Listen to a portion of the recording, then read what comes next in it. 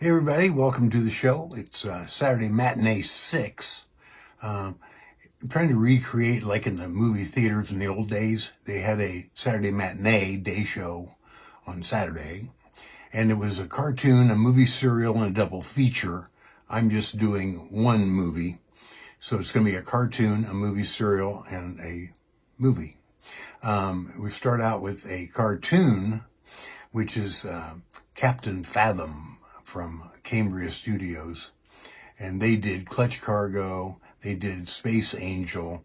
They were known for Synchro Vox, with the human lips talking over artwork. This episode is Sub-Enchanted Garden. And I think it sounds like some enchanted evening, Sub-Enchanted Garden. I don't know. Here we go.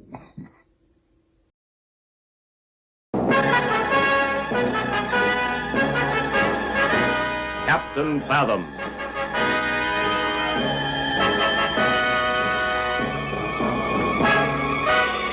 The Sub-Enchanted Garden.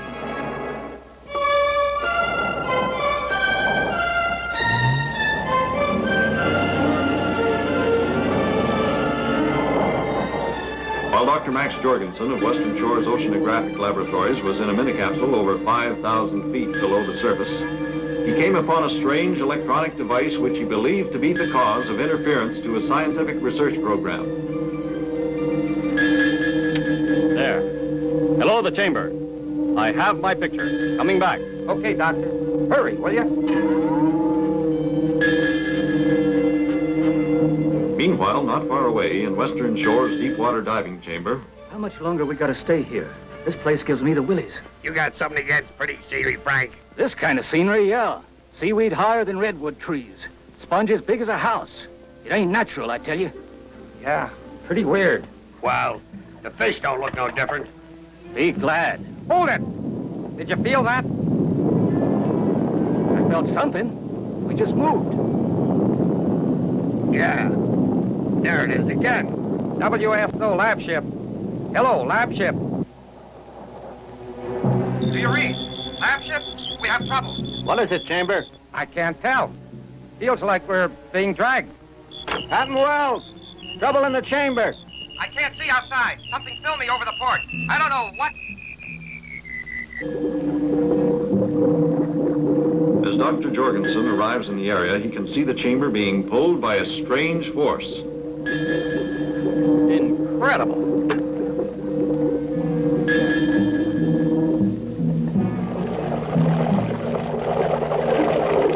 Hold 300. I want to sit on this coal layer till it runs out. Where are we on the chart, Pee-wee? Right here, Captain. Here's the Solomon Islands, northwest of us. Our present course in the Coral Sea Basin is bringing us up here. Right, sir. Good enough. Max Jorgensen wasn't expecting us until tomorrow. Skipper, just exactly what's the doc doing way out here in the South Pacific? Testing diving craft in an unexplored area, Scotty. In the same place you reported discovering that garden? Yeah. Nestled on the floor of a steep canyon. He says it's enchanted. Enchanted? You think he's been down too deep too long? If you'll pardon me, Captain, I know Max Jorgensen is a good friend of yours. He's probably the greatest deep water specialist we have. But how come he lost a diving craft with all hands on board? Well, yes, sir. I don't know, Pee-wee. That's what we're on our way to find out. Keep in mind, Pee-wee, that 4 other deep diving craft have been lost in that same area. The doc isn't alone. No, not anymore, he isn't. Keep the boat steady! Let the pressure drop. All right, watch it. Keep her up the side! Western Shores Oceanographic Lab ship. That's a rescue operation underway.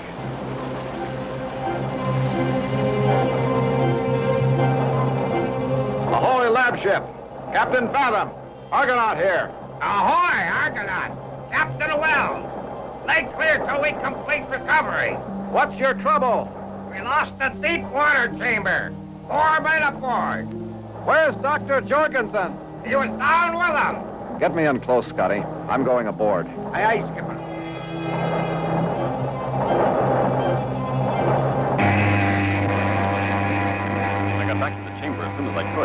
I barely had time to shoot a photograph of it before it disappeared into the seaweed. You didn't follow it, Max? Couldn't. The minicapsule's battery power was exhausted. I was lucky to get out a call for help. We had to fish for him with the cable and hook. Photos are ready, Captain. Give them to the doctor. Thank you, Joe. It's man-made, all right. Looks like an electrode of some sort. Analyze later, Max. Let's see the other one. There. The deep chamber is... Why, it's incredible. Looks like some kind of transparent material wrapped around it. Cables or ropes. Look again, Fathom. It's muscular tissue. But, Doctor, that would have to be some kind of bottom creature to... Yeah, quite right. You sure, Max? Look at the size in relation to the diving chamber. I am looking, Fathom. Whatever is holding that craft and the 3 men inside would have to measure a span of 70 feet. Grab something. You'd rather lose a camera sled. Man, that's some garden. I don't get it, Captain. It's usually pitch black down that deep. If you'll pardon the expression, that's part of the enchantment. The plants are giving off a luminescent light, probably due to the same phenomenon that makes them so blasted big. What the? Captain, there's something coming up on the... Cut loose the sled. We're getting out of here. Not enough speed for control. Brace yourself. We're gonna hit the wall.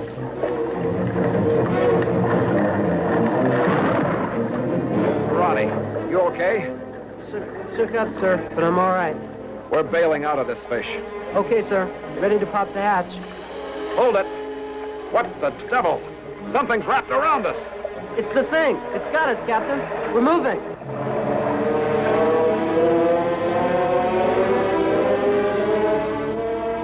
Back on the surface, Ronnie and Pete are being lowered in another diving craft when...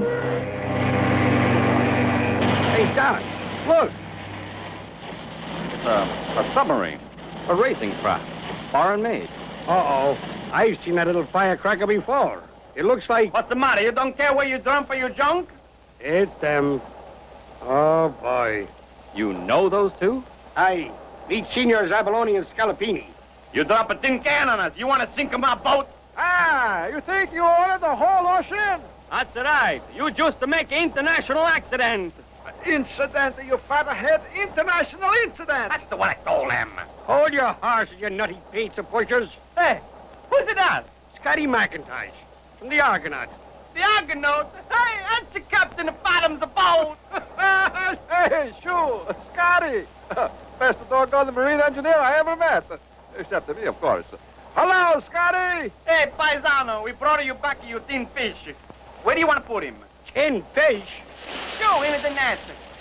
Holy jumping sea turtles. They've got the skipper in there. Doc, where you keep the rat poison? First aid's fresh out, Scotty.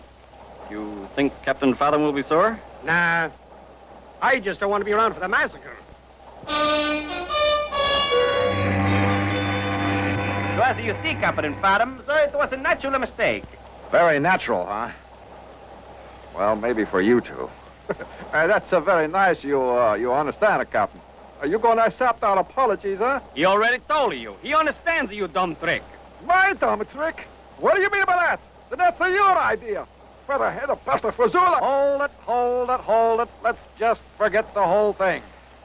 What are you two doing out here? They hire us to dive for the Pizza Bella. That's the oceanographic ship. That's right. That's the oceanographic ship. We work in the New Hebrides Trench. That's south of here. My friend, the mechanic, he's a no good and navigator, too. That's how we get off the coast and come over here. Oh, boy, I'm going to smash you, Abalone. As long as you're here, you can make up for your interference with our operation. Sure, Captain, sure. You, Capitan, you. Dr. Jorgensen will fill you in on our plan.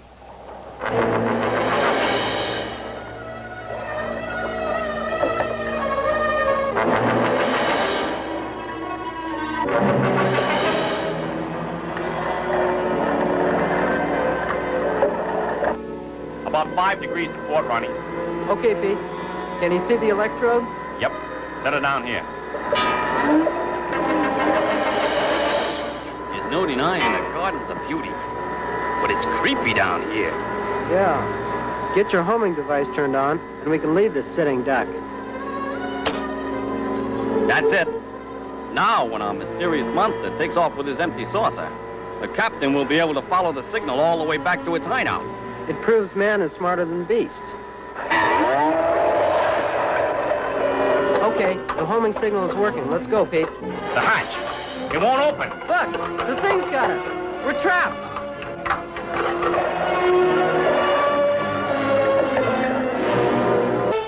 It doesn't make sense, Max. 2 more men, just carried away. My men this time. I don't like losing men or diving craft, Fathom. Then quit playing. I'm not buying any more clever stunts or fishing tricks to lure this whatchamacallit into a gentle trap for science. What are you going to do, Captain? Take your Argonaut down there with guns blazing? Torpedo it, maybe? Shoot up the whole seafloor so we can't find even a trace of the missing crews?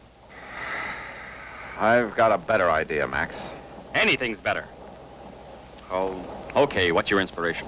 Just before we lost communication with Ronnie and Pete, they managed to describe what sounded like a jellyfish of some sort. Sounds possible. The photograph I took of my diving chamber had tentacles around it. It could have been one. An unbelievably large jellyfish. Yeah. I don't know if my plan will work, but tell me about this jellyfish critter. Just happen to have the data on hand. You've seen a few jellyfish in your time, of course. The usual species, yeah, but not your special enchanted garden variety. Millions of years before humans arrived on this earth, the jellyfish was traveling around by means of jet propulsion. He takes water into his mouth, fills up his body, and pushes the water out again. Clever arrangement, but it doesn't make him capable of operating in a pattern of reasoning. Our jellyfish acts like it's under some method of human control. You're thinking of the electrode we found down in the garden. Oh, it fits. Every time any of the captive crewmen have tried to call for help, their radio transmission is scrambled by electrical interference. Max, how big do common, ordinary jellyfish get? A 7-foot jellyfish often has tentacles 125 feet long. Grow one 10 times that size, and we have a monster big enough to pick up a deep diving chamber like it was an egg. Yes. 4 of them in the last month. What flags? 1 Italian, 2 French, another American. You have your favorite diving craft aboard, Max? Yes, the membrane is aboard. But surely you don't... Now, let's don't waste time arguing. Come on. Hasn't changed a bit. Same old plastic sandwich bag. Watch your tongue, Fathom. That's my brainchild you're talking about. Sorry about that, Doc. Now, why the membrane, Fathom? I figure on letting the enemy take me for bait. As soon as it hauls me to its lair, I pull away and come back here for support. You figure on getting out of the tentacles by depressurizing the flexible walls of the membrane, right? Slip right out. Your strategy has a hole in it, Captain. Jellyfish tentacles have adhesive power, sticky enough to hold whatever they grab and carry it right up to its mouth. I'm afraid you'd be good and stuck, my friend. Nope. You overlooked Plan B. Abalone and Scalapini come down with their racing submarine and get me unstuck. You'd rely on them? Fathom, you really do like to live dangerously, don't you? Wouldn't have it any other way, Max. Boy. Come on, let's get started. The bottom's coming up. 5,376. Bring up that pressure. Pressure up. Watch that gauge, Fathom, for that envelope can fold up like a piece of mail. Check. Stop dive. That's it, Max. Give me a little more drift. Okay. Your cable tension is set, Fathom. Maintain environmental atmosphere. Hold it. It looks like... Yeah. I've got company. Stand by. We hit it on the nose, Max. It's a jellyfish, all right. And I mean king size.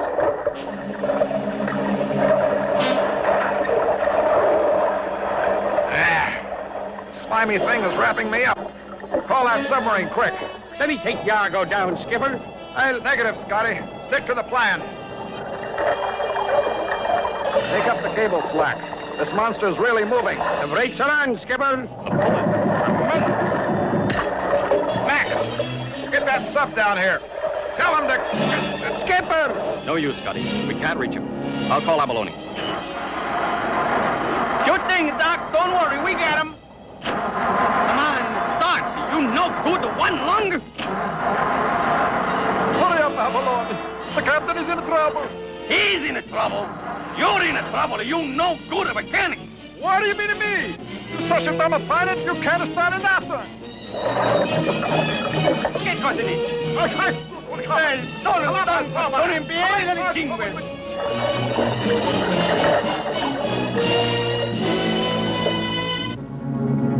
Captain Fathom is unaware that the giant jellyfish which holds him captive is taking him to a rendezvous with the notorious Chang. Our hunter has brought us our prey, Len Hao. Open the airlock. At once, Honorable Chang.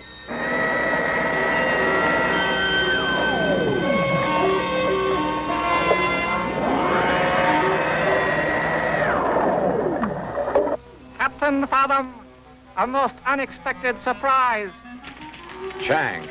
I trust you did not find my chauffeur too unpleasant to behold. He was no uglier than my host.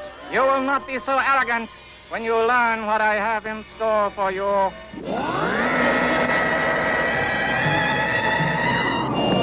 Ronnie. Pete. What have you done to them, Chang?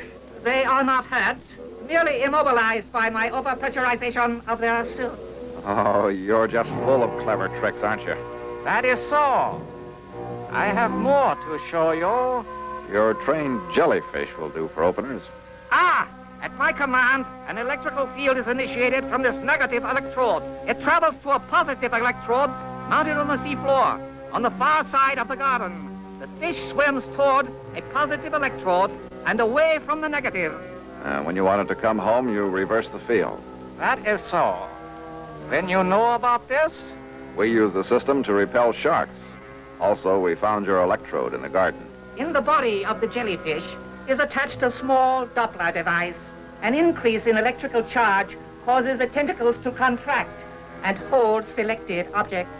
Well, you've been selecting the wrong objects, Chang. An intruder is in range, sire. Send out the hunter as you wish, sire.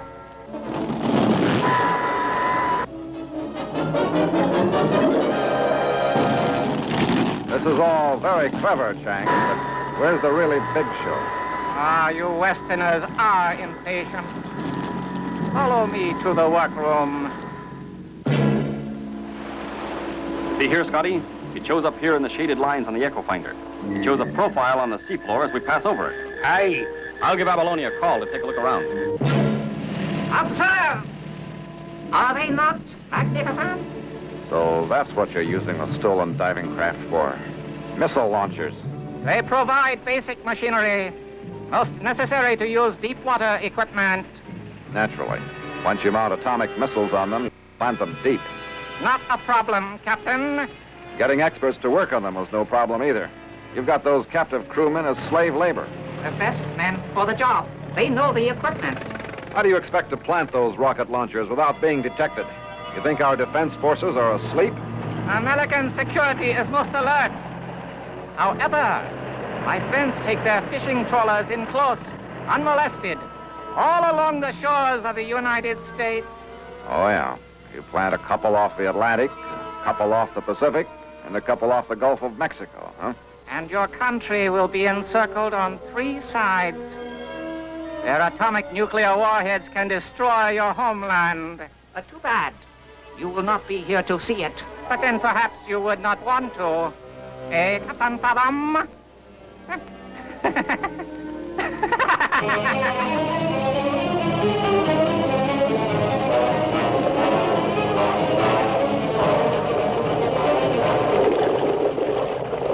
Hey, Abalone, look it down there. It's a jellyfish. Mom, you right. Shoot. Like a big blue pizza. Shoot. And the mozzarella cheese dripping down. Hey, wait a minute. That's the jellyfish arms are supposed to be wrapped around the captain of Fathom. That's all right. Something's wrong. I'm a call on the radio. Hello, laboratory ship. It's a number 1 calling you. Go ahead, number 1. We're at the 2,500 feet. The jellyfish, he's below.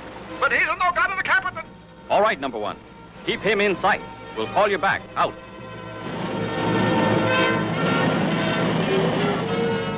Baloney, you crazy. It's not going to work. Sure, it's a work. I choose to dive onto the jellyfish. Make a fast, sharp turn, in and out. Get the legs all tangled up. Then the fish, she's a swim back home. And the whip find the hideout. Baloney, you're not going to make it. Pull up! Pull up!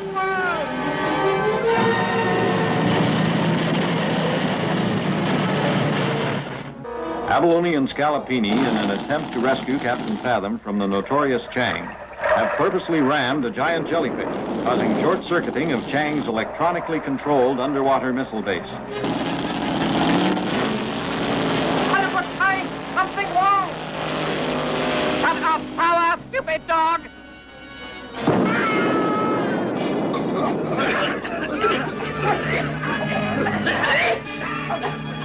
Cool it a while, Chang. I'll be back later. Ronnie, Pete, listen. I'm going to open your safety valve. You'll be able to move around as soon as your suit pressure is equalized to this room. Sensing great danger, Scotty could no longer heed his orders to remain on the surface and takes the Argonaut down in an attempt to find Captain Fathom. I see something ahead, Scotty. All back full. Okay, all back full. It looks like a kind of grotto or a deep cave. We'll move up. Easy, like. Here comes Pete, Captain. Did you warn the workers? I did, sir. They're all ready. Where's Chang? In there. Chang and his men escaped into that secret tunnel. Ronnie, Pete, stand by. I'm opening the outside sea hatch. All right. Now the airlock. The whole ocean's gonna rush in on us, Captain. You're seaworthy with those outfits. Just stay out of the main rush.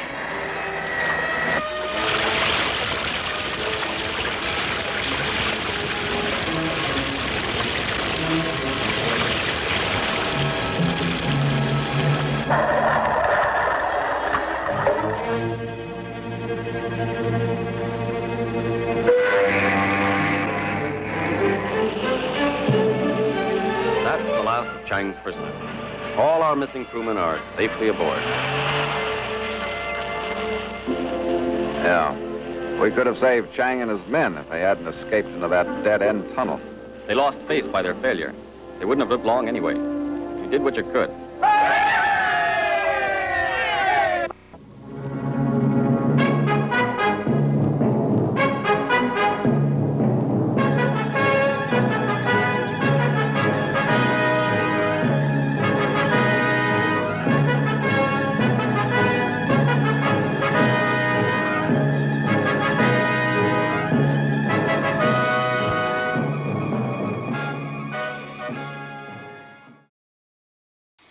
Well, next up, we have the movie Serial, The Masked Marvel, from 1943. It was a Republic Pictures 12-part serial. This is Chapter 1, The Masked Crusader. And it's about... The Masked Marvel is a hero dressed in a business suit and a face mask, fights the Japanese saboteur Sakima and his organization. The hook of this story is the audience doesn't know who the hero is until the final reveal in Chapter 12. Now, we're just showing Chapter 1 here today, but it's kind of cool. Here we go, The Masked Marvel.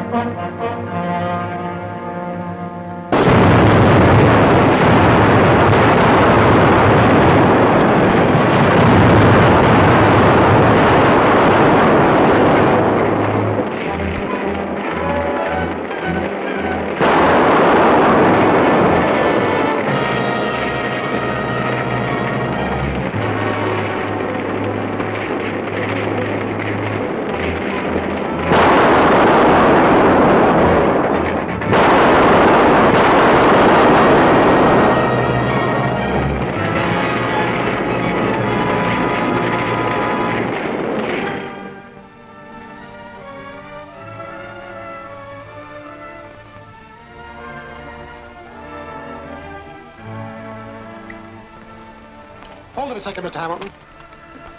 Thank you, sir.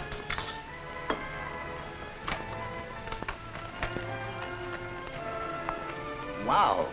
200,000 more. Looks as though somebody was out to break the worldwide insurance company. That is unimportant. Mr. Crane and I, as the principal stockholders, bear the brunt of the loss. The vital thing is that this sabotage and arson is being directed at war industries. Any clue to the conspirators? Yes. My father receives some startling information from the masked marvel. The masked marvel? Do you know his identity? Come on, Mr. Crane, give us the lowdown. I've prepared a statement which will give you all the information we can release at the moment. Oh, boy. Look at this. I can just catch your afternoon broadcast with it. Come on, fellas, let's go.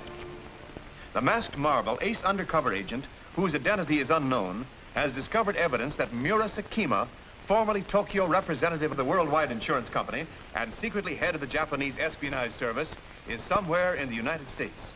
Mr. Hamilton will deliver to the masked marvel documents containing secret information about Sakima, which will undoubtedly assure his early apprehension.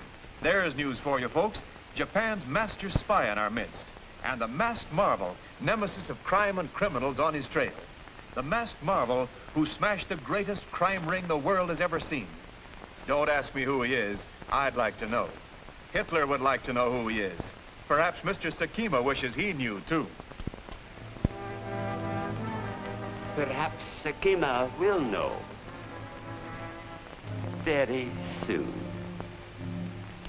I don't like it. When the masked marvel goes after a man, he's finished. The marvel learns everything and strikes from nowhere. I'm going to get... You are going to continue to obey my orders, are you not, Mr. Mace? Yes, sir. That is better. We are going to see to it that neither Mr. Hamilton nor his precious papers leave the city.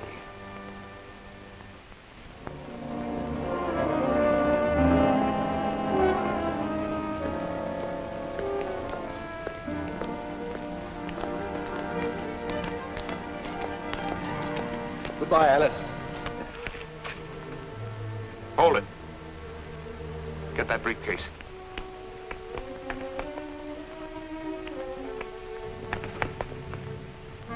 And now I'll take care of you, Mr. Hamilton. Dad! Dad!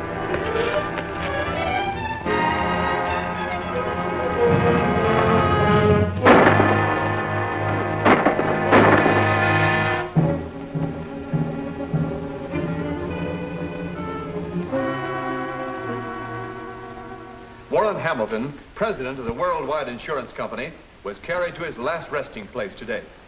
Prominent among the mourners was Martin Crane, vice president of the company and lifelong friend of Mr. Hamilton. Mr. Crane, who shot down one of the assassins, solemnly swore that all responsible for the murder would be brought to justice. Very touching. Let us hope that you are not a true prophet, Mr. Crane. Well, I had to say what was expected of me. Exactly. And your bit of gunplay put you beyond all suspicion. Your position is now secure, and from it, you will continue to point out when and where we can strike most effectively to break down the United States war production. What about the masked marvel? He will be helpless without the evidence which you took from Hamilton. Yes, Meggs? All right, put her on. It's Alice Hamilton. Yes, my dear, what can I do for you? Mr. Crane, I just finished speaking to the masked marvel. The masked marvel? He expects us to meet him at my house tonight at 8. But what can he do without your father's secret documents? He asked me to look in Father's safe for copies, and I found them there. Photostatic reproductions of all those papers. Well, in that event, I shall certainly be there. Goodbye, my dear. It seems we have the job to do all over again. Those papers must be removed before the masked marvel arrives.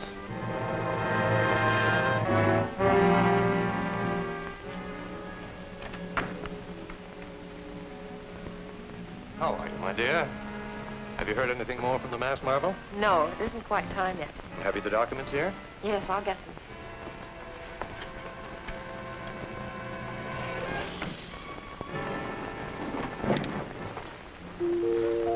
That must be the masked marvel.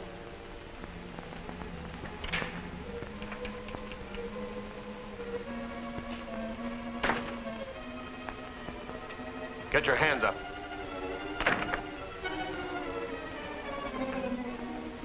Why, he's the man who murdered Dad. That's right. And unless you do as you're told, the same thing will happen to you. What do you want? I want those documents. Get them out of there. I will not. All right. It's your own funeral. Better do as he says, Alice. He'll kill both of us.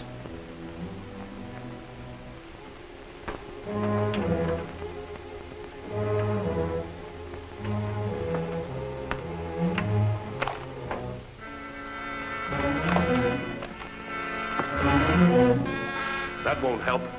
I took care of the butler. Did you ring Miss Hamilton? The masked marvel!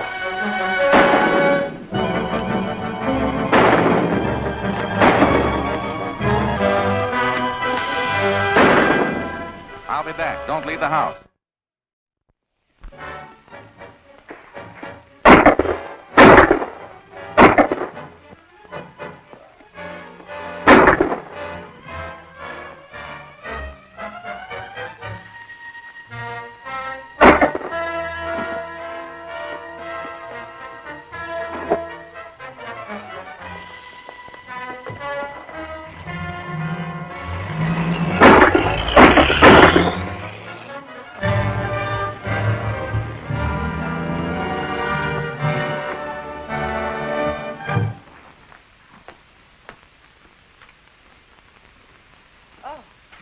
I thought you were the masked marvel. I'm Frank Jeffers. I was told to meet him here. Oh, come in, please. But the masked marvel just left. He said he'd be back. If he said so, you can depend on it. I'm Alice Hamilton, and this is Martin Crane, Mr. Jeffers. How do you do? How do you do? Come into the library, please.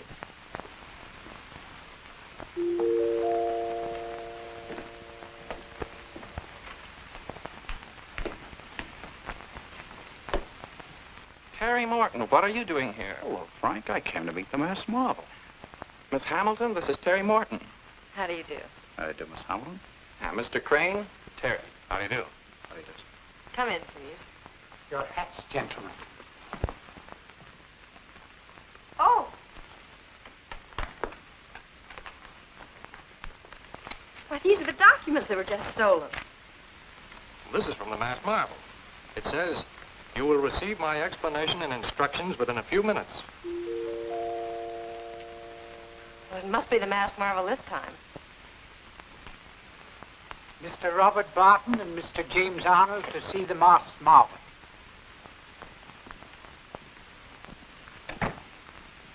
This is the rest of the gang. Miss Hamilton, Mr. Crane, Bob Barton, Jim Arnold. How do you do, sir? How do you do? How do you do? Glad to meet you. Masked Marvel sent this to me to give to you. The masked marvel? Thank you. Why, it's a phonograph record.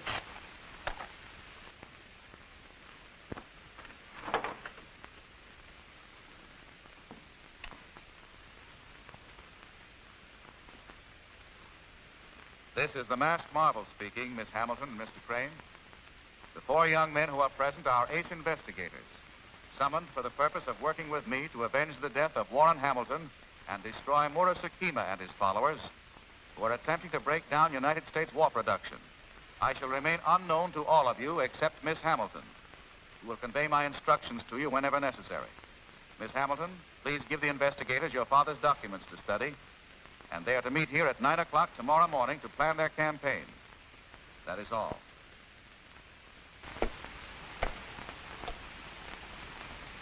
His instructions seem to cover everything. Here are my father's papers. I hope they'll help track down the murderers. Good night, gentlemen. Good night.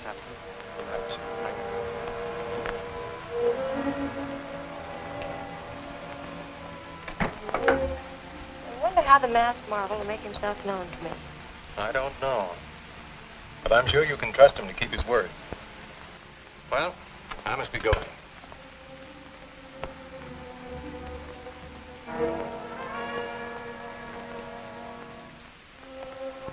Good night, Alice, my dear. Good night, Mr. Crane.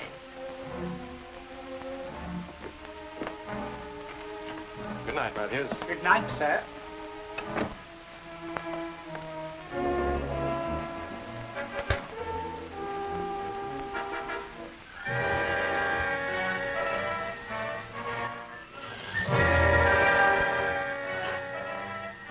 Masked Marvel. Yes, Miss Hamilton. I'm sorry I startled you. We've met before. I'm one of the 4 men who just left here. But your voice.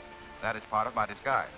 Before I remove my mask, I want your promise never to reveal my identity to anyone, not even to mention my name. You have my word.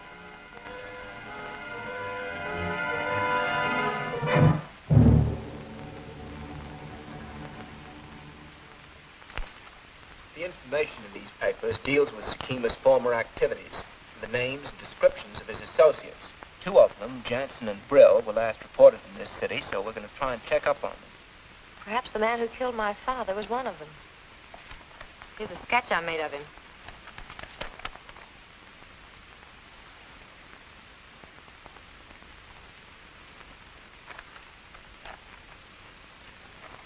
Why, that's Killer Mace.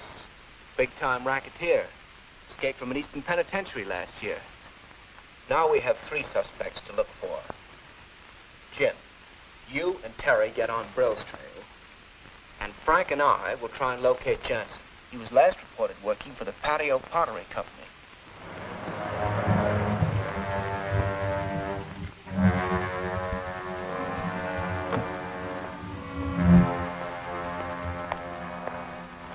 I'm an investigator.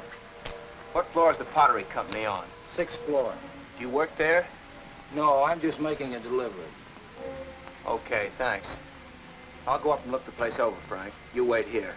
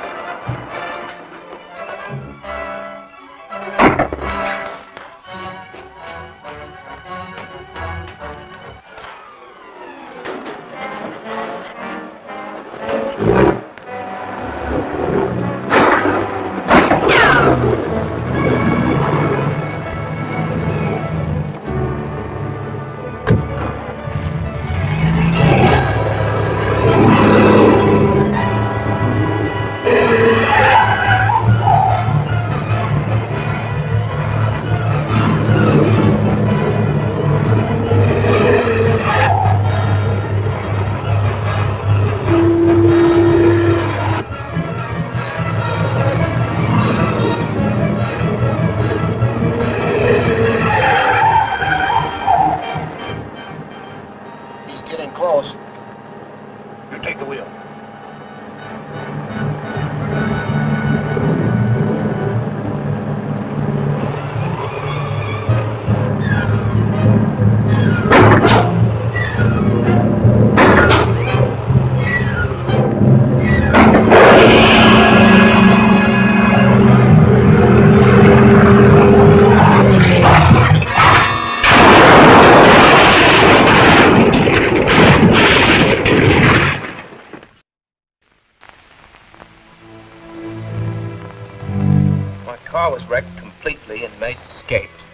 Time I got back to the pottery plant, Frank had searched it thoroughly.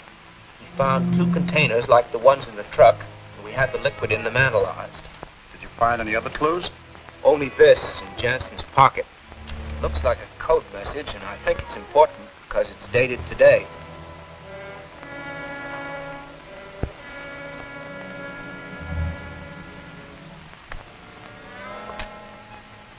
September 13th, S20.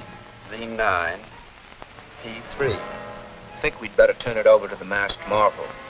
If anyone can decode it, he can. And it might give him a clue to Sakima.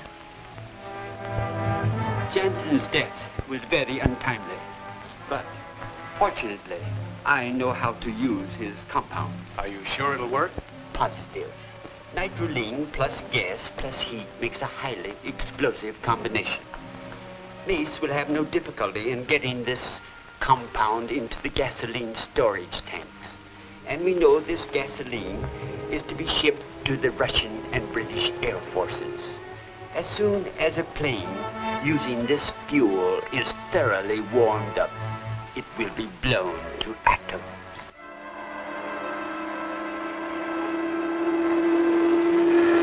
Well, if your explanation is correct, what possible connection can there be between an air raid post and Sakima's agents? We'll find out when we question the warden of Sector 20, Zone 9, Post 3.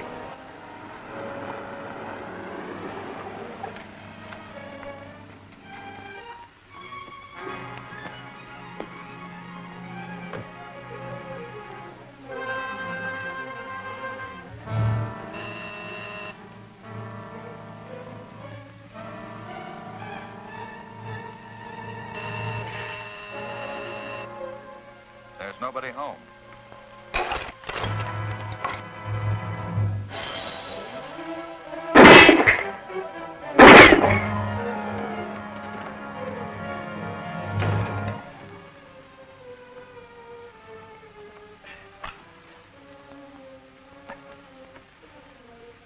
The masked marvel. What happened? 3 fellows held me up. They took my helmet and armband. They left about 5 minutes ago. Any war plants on your post? No. Only the abandoned illuminating gas works in Keller Street. It's been converted into a storage tank for gasoline. Gasoline? That must be it. Take care of it.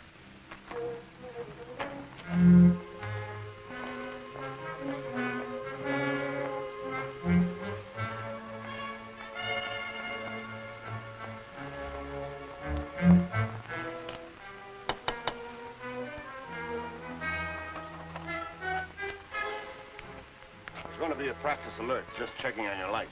Well, we're always blacked out here, Warden. So I see. Do you mind if I use your phone to make a report? Not at all. Right this way.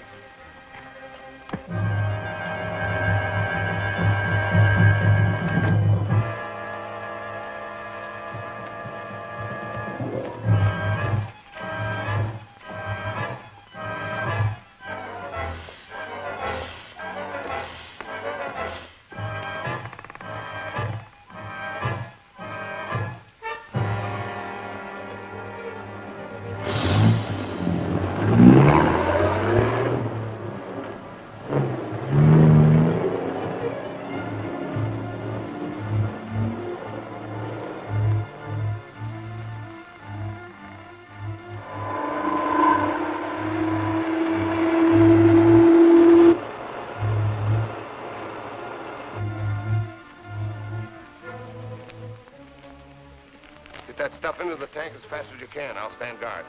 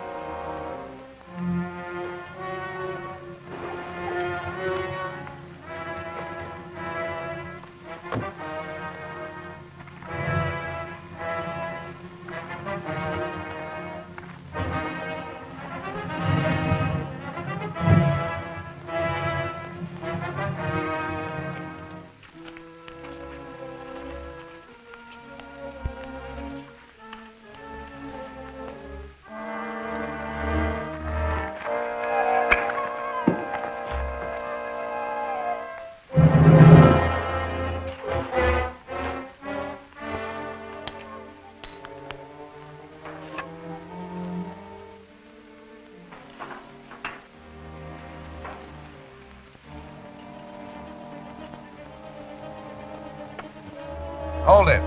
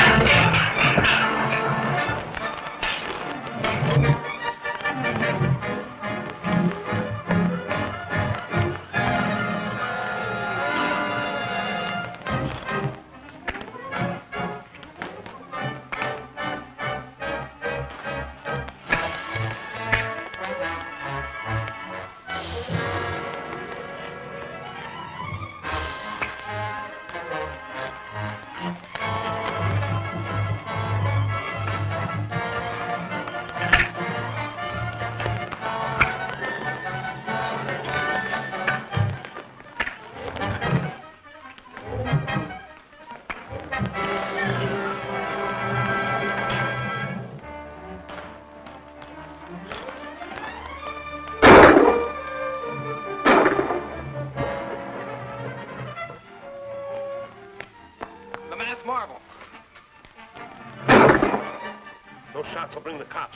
We've got to finish off the Marvel and get away quick.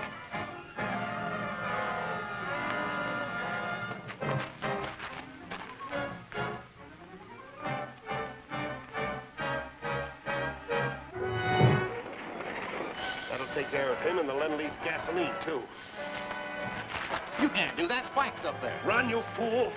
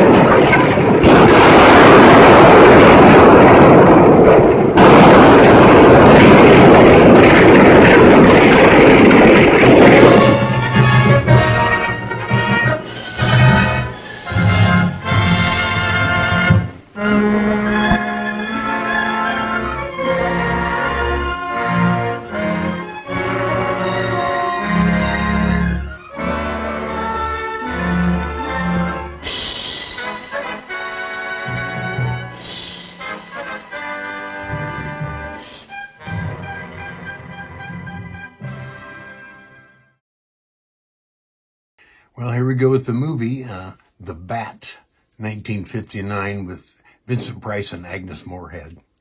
Here's the synopsis.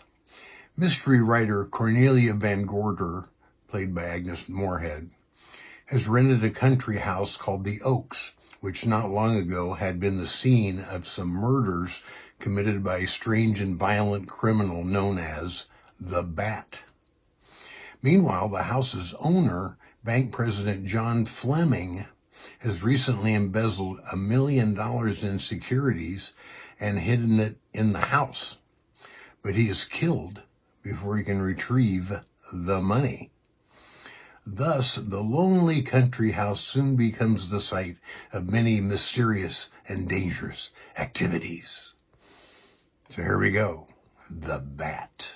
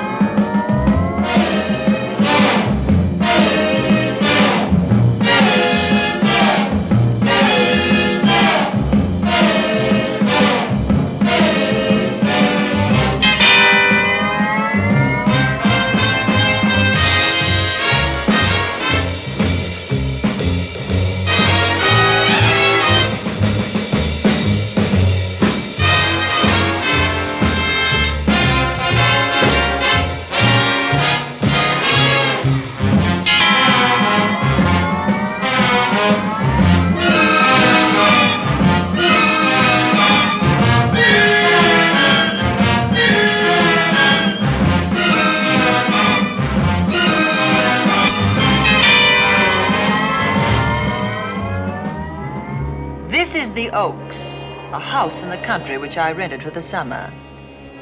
As an author, I write tales of mystery and murder. But the things that happened in this house were far more fantastic than any story I've ever had published. I brought a staff of servants from my city apartment, and my maid Lizzie Allen, who had been with me nearly 20 years. Lizzie? Yes, Miss Cornelia. Is the car ready? It's at the door. Look, Miss Cornelia, them servants you brought from the apartment are talking about walking out on us. Really? Well, I know they don't like it here, but I didn't think it was that bad. Well, they've been hearing things about the killer that the police call the Bat and the murders that he committed here this past winter. Now people are saying that he's back again. Well, how can they be sure of that? Has he committed another crime? No, not yet, but that ain't saying that he won't. Here's something else. You've heard about the bats they have here. Animal bats, the kind that fly. Yes, yes. Look what it says in this magazine. This is a report from the State Health Department, and it says some of them bats is rabid. Well... And that ain't all. Drive directly to Zenith Bank, Warner. I'm afraid we'll have to hurry. It's near closing time. I'll get you there, Miss Van Gorder.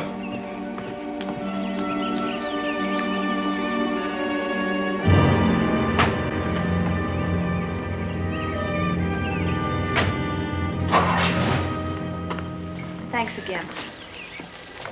Miss Van Gorder. How do you do, Mr. Barry? How are you? I'm very well, thank you. You remember Lizzie Allen? Of course. Hello, Miss Allen. How do you do? So you're spending the summer with us again? Yes, yes. I've leased the Oaks, the home of your bank president, John Fleming. I heard you had. I was surprised. Why? Is there something the matter with it? No. I was surprised because Mr. Fleming said he would never rent it. Oh?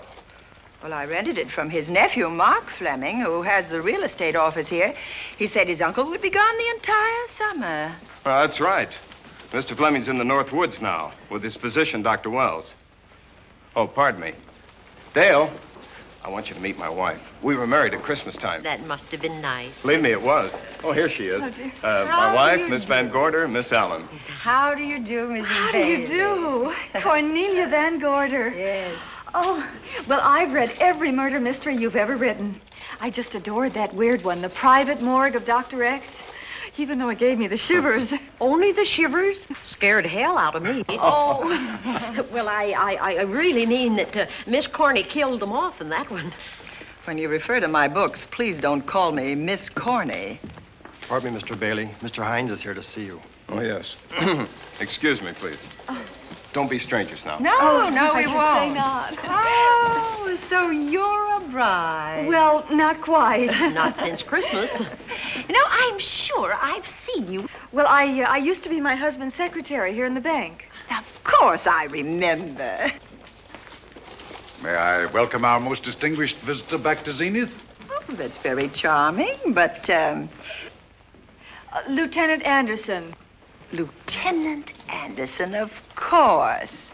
Chief of Detectives of the Zenith Police Department. This is Miss Allen. Miss Allen. How do you do? Lieutenant Anderson is one of our favorite citizens. He's on the bank's board of directors. Not bad for a policeman. You must have made a good thing of it. Well, I saved my money, if that's what you mean. It's near closing time, and I've got some business in the safe deposit vault. Please come and see me, Mrs. Bailey. Oh, I'd love to. And you, Lieutenant. Thank you. Goodbye. Goodbye. Nice to have met you. My, what a charming woman. She moved into the Oaks just the other day. That house is a proper setting for a writer of mysteries. Oh, it certainly is. Vic, what's the matter? Come in here, both of you.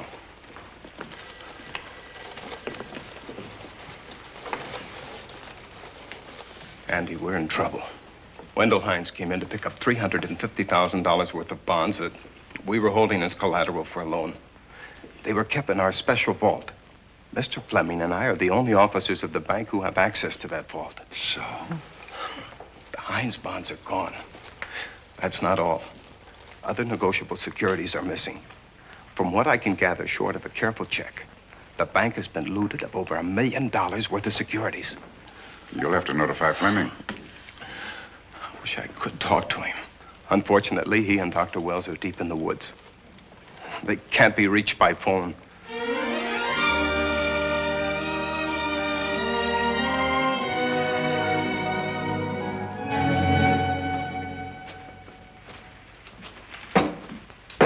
What is it?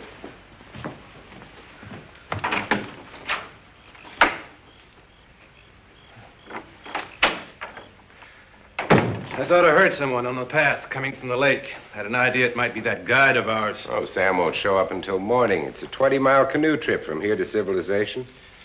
5 will get you 10. Sam has a message for me. I thought you told him at the bank not to bother you. I did, but they'll bother me. Doctor. Yes, John. What would you do for $500,000? Anything short of murder. Why not murder? Too messy. Too great a risk? For $500,000? Yes. I pinched $1 million from the bank. Well, I'm not kidding. I embezzled it.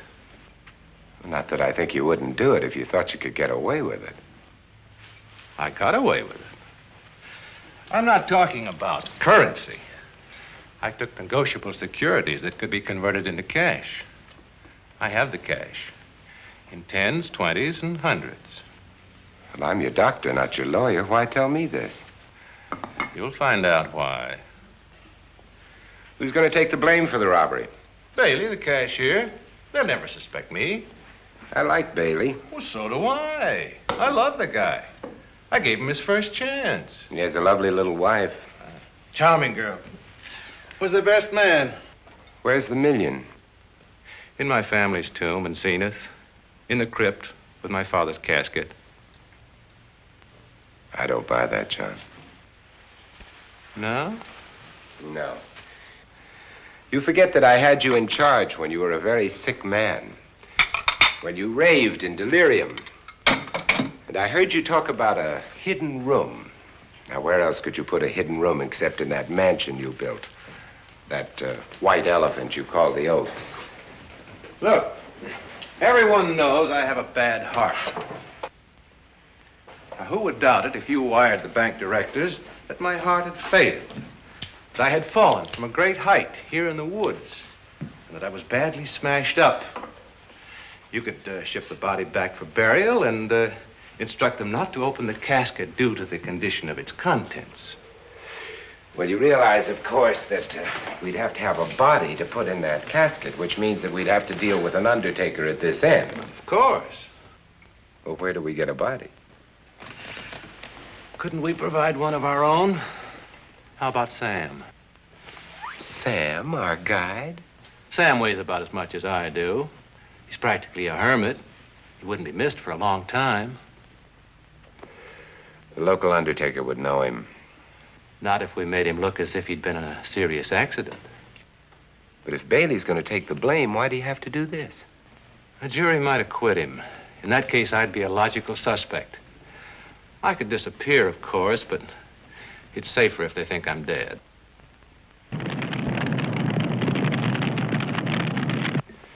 What if I don't go for this deal? In that case, it would be too bad. You mean you'd kill me? What else could I do? Now that I've told you about the $1 million, I'd say you were shot in a hunting accident. Now, look, Doctor, if you can find another body instead of Sam's, it's all right with me. There's $500,000 in it for you. I'll do my best. I smell smoke. So do I. What's that noise? Look, Doctor, the woods are on fire. It's coming this way. We've got to get out of here. Out the back way. We will. As soon as I provide that body we were talking about.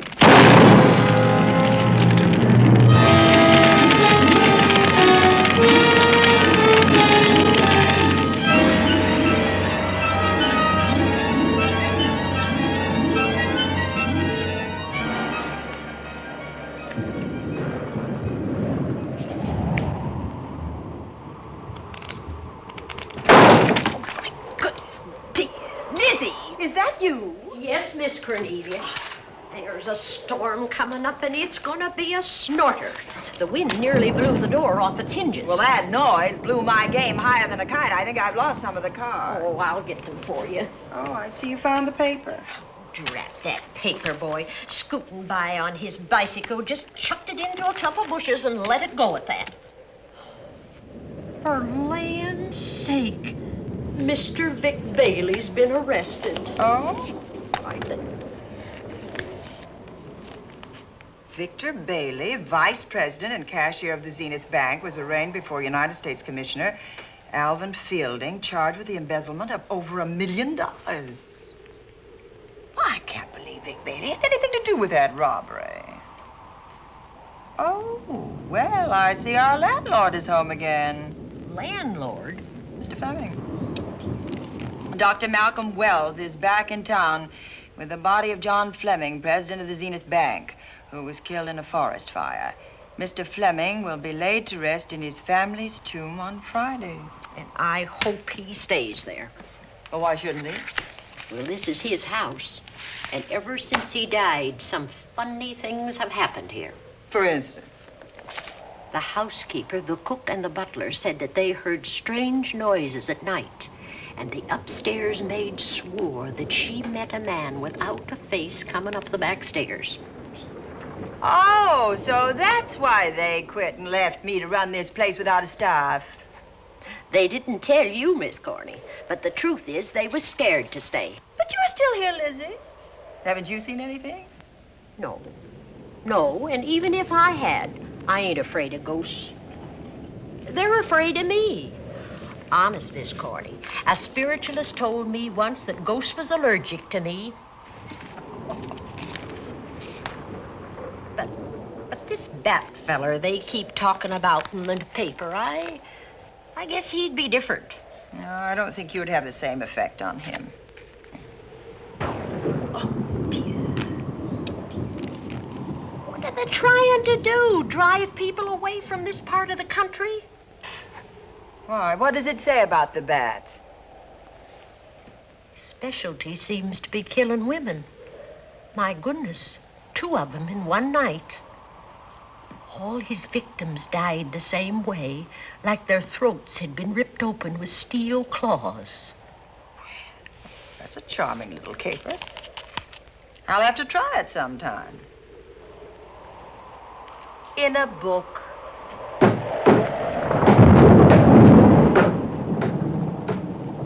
That ain't nothing, just something bumping against the house.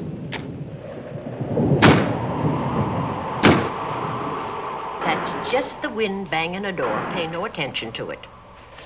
Listen to this. One of his victims, who lived for a moment after she was found, described the Bat as a man without a face. Honest, Miss Corney, I think that woman must have been exaggerating.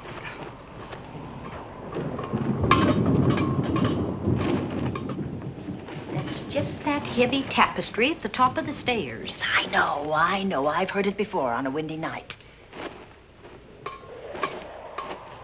That sounds as if there was someone on the stairs. I know there isn't. At least there shouldn't be. There ain't. Them's just the noises you hear in any old house on a windy night. It says here that the Bat never leaves no fingerprints. That's understandable. Having no face, he probably has no fingers either. Lizzie!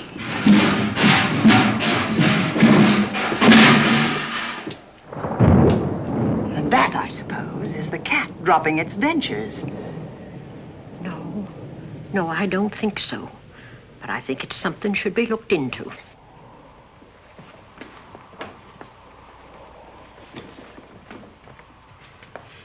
Now, who chucked him down here?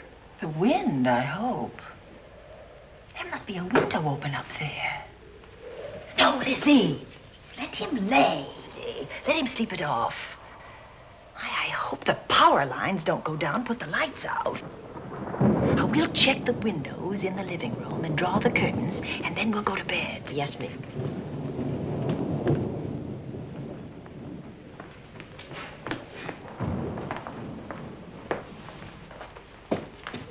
I won't be a minute.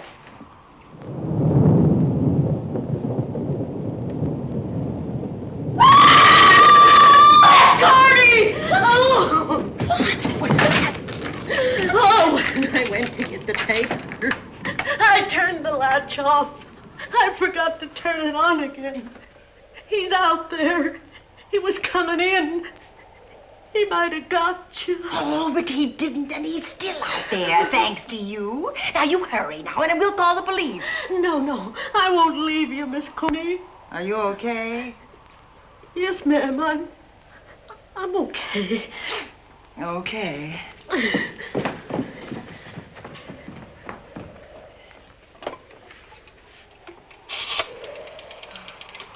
Operator? Give me the police department, please. Zenith Police Department.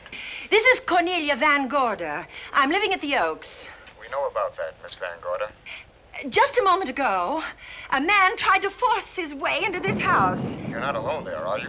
What about your servants? Well, I have none except my chauffeur, and he's away. He won't be back until the morning.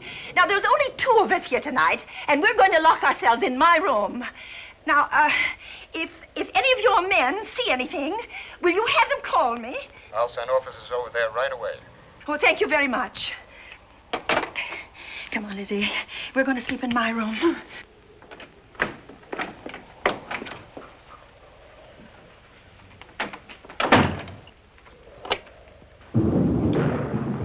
Well, nothing can get at us in this room now, I think.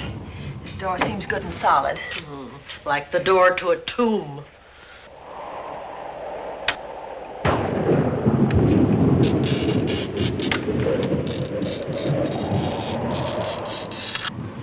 I think that couch will be comfortable. There's some extra bedding, you know. in the Yes, closet. Let's see now.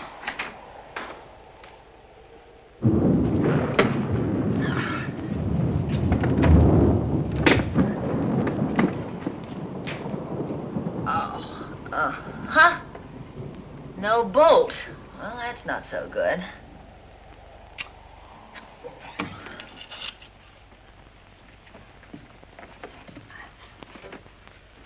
What's that? That, my good woman, is a booby trap. If anybody tries to open this transom, this will be knocked off, and we'll hear it fall.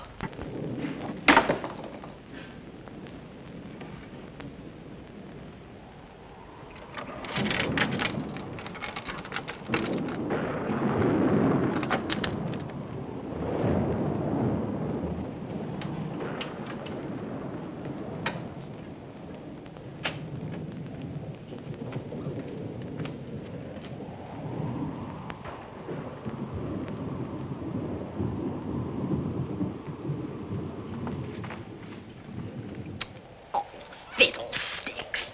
I forgot my night things, my robe, my gown, and my slippers. I'll go get 'em now. Now, wait a minute, Lizzie. I'll go with you. Now, don't you bother, Miss Cornelia. My room's just down the hall. Lizzie, I told you to wait. It's all right. I'll only be a second. Get in here. Get in here.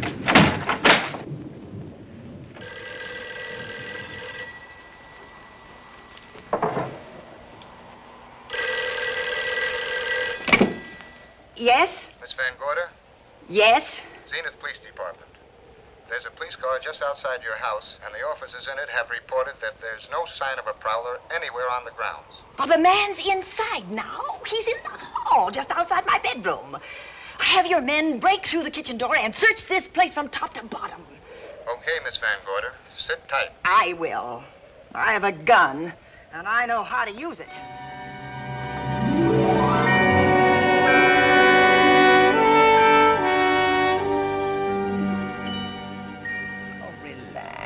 Relax, Lizzie. The police did a good job. They couldn't find anybody in here.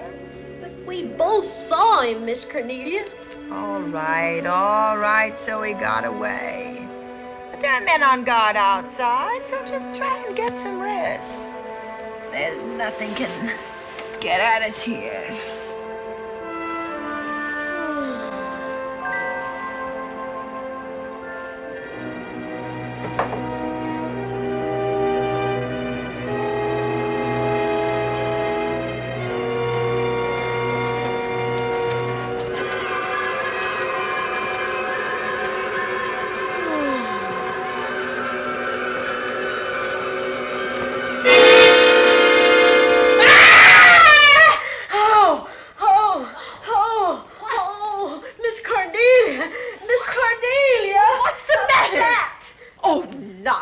you've had a nightmare. Maybe I did.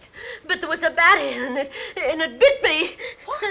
It flew in that closet. Oh, good gracious, Lizzie, you're right.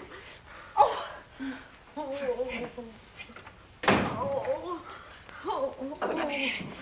Yes.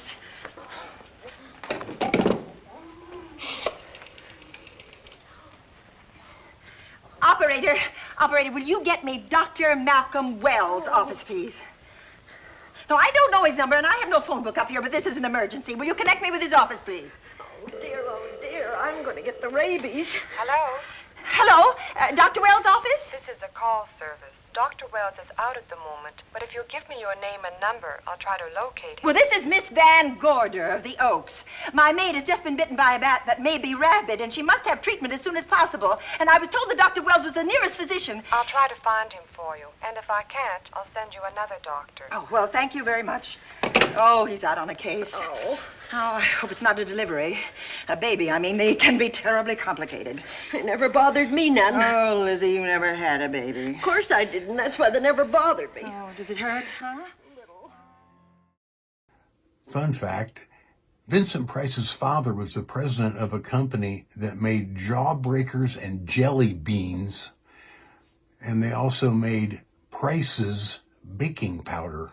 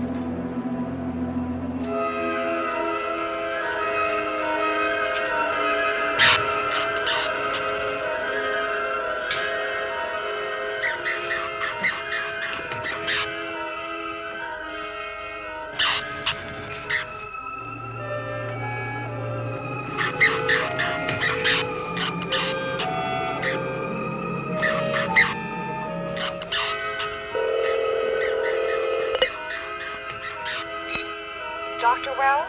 Are you there, Dr. Wells?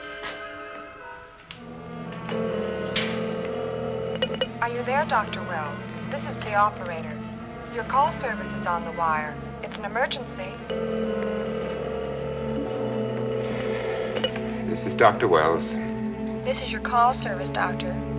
Oh, hello. I was just doing an experiment. I left the receiver off.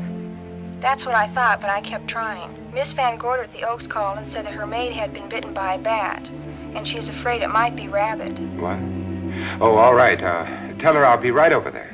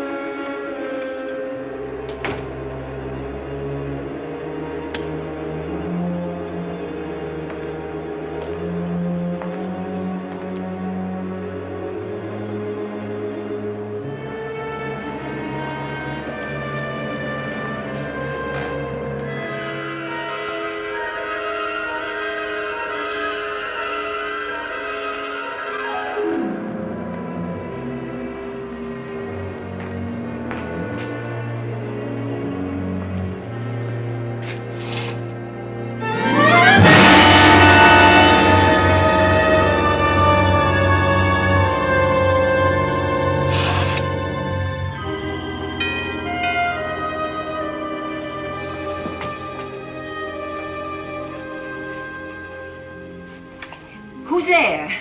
Dr. Wells. Come in. Good evening.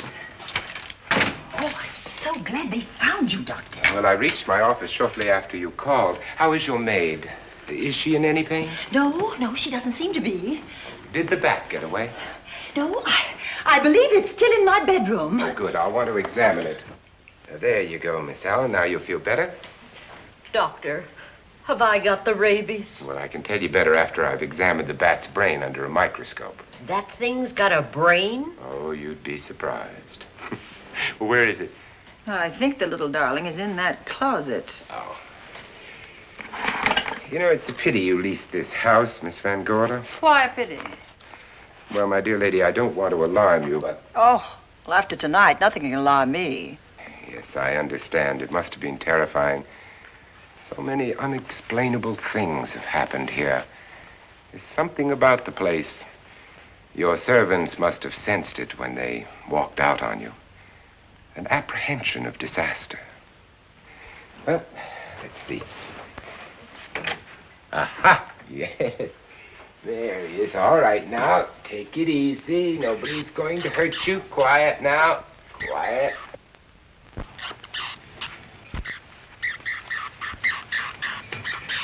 And he looks quite normal. Doesn't seem to be sick at all. Oh, ain't that nice? I've been worried about him. Well, you should be. From his appearance, I'd say that he doesn't have any infection. In which case, you've had a narrow escape. Now, you take one of those tablets I left for you, and I'll guarantee you a good night. And I'll drop in on you tomorrow. Oh, thanks for everything, Doctor. Now, don't worry, I can find my way out. Oh, I know you can, but do let me help you. Oh, don't forget that once I'm gone, you'll have to climb those stairs alone. Oh, I'm all right. I'm armed now. Can you, shoot one of those things without shutting your eyes? Oh, Doctor, there are guns in every book I've ever written. I don't write about things I'm unfamiliar with. Lock the door, Lizzie. Good night. Yes, ma'am. Good night, Doctor. Accident? No, the wind blew him down. Oh. I think. Oh. Did you know that young Mark Fleming leased you this house without notifying his uncle? No, I didn't. Well, it doesn't matter now. John Fleming is dead and Mark's his heir. But if John were alive, he would warn you to leave here, Miss Van Gorder. Really? Yes. It's been a tragic place for anyone who ever lived in it. Well, good night. Good night, Doctor. Who's out there? Nobody you need worry about, Doctor. Oh, it's Andy. Oh. That's right. Oh, good evening, Miss Van Gorder. Good evening, Lieutenant. Somebody sick here? My maid was bitten by a bat. Oh? A rabid bat? Well, I'll know for sure when I get to my lab. I caught the bat. It happened indoors? In my bedroom, yes. How'd it get in? Well, there are many ways a bat could get in a house. You ought to know. I spotted this hole in the window the minute I got here. Why? That's where the two-legged bat got your door open. Miss Van Gorder told me that she phoned headquarters at Zenith. Yes, I phoned twice. The second time was after the prowler got in the house. Weren't headquarters, Andy? No, but they contacted me. An officer came and searched the house from top to bottom, but they couldn't find the bat. You better have this window fixed tomorrow. Oh, yes, I certainly shall. Yes, and I'd better be going. I'm due in surgery at 8 o'clock in the morning. Good night. Good night, Doctor. There will be a man patrolling the grounds all night, Miss Van Gorder. Oh, thank you. And nobody inside, Andy? Why should there be? Well, how do you know but what the bat is hiding somewhere in the house? I'm quite sure he isn't in the house, Doctor. Not now. Good night. Good night.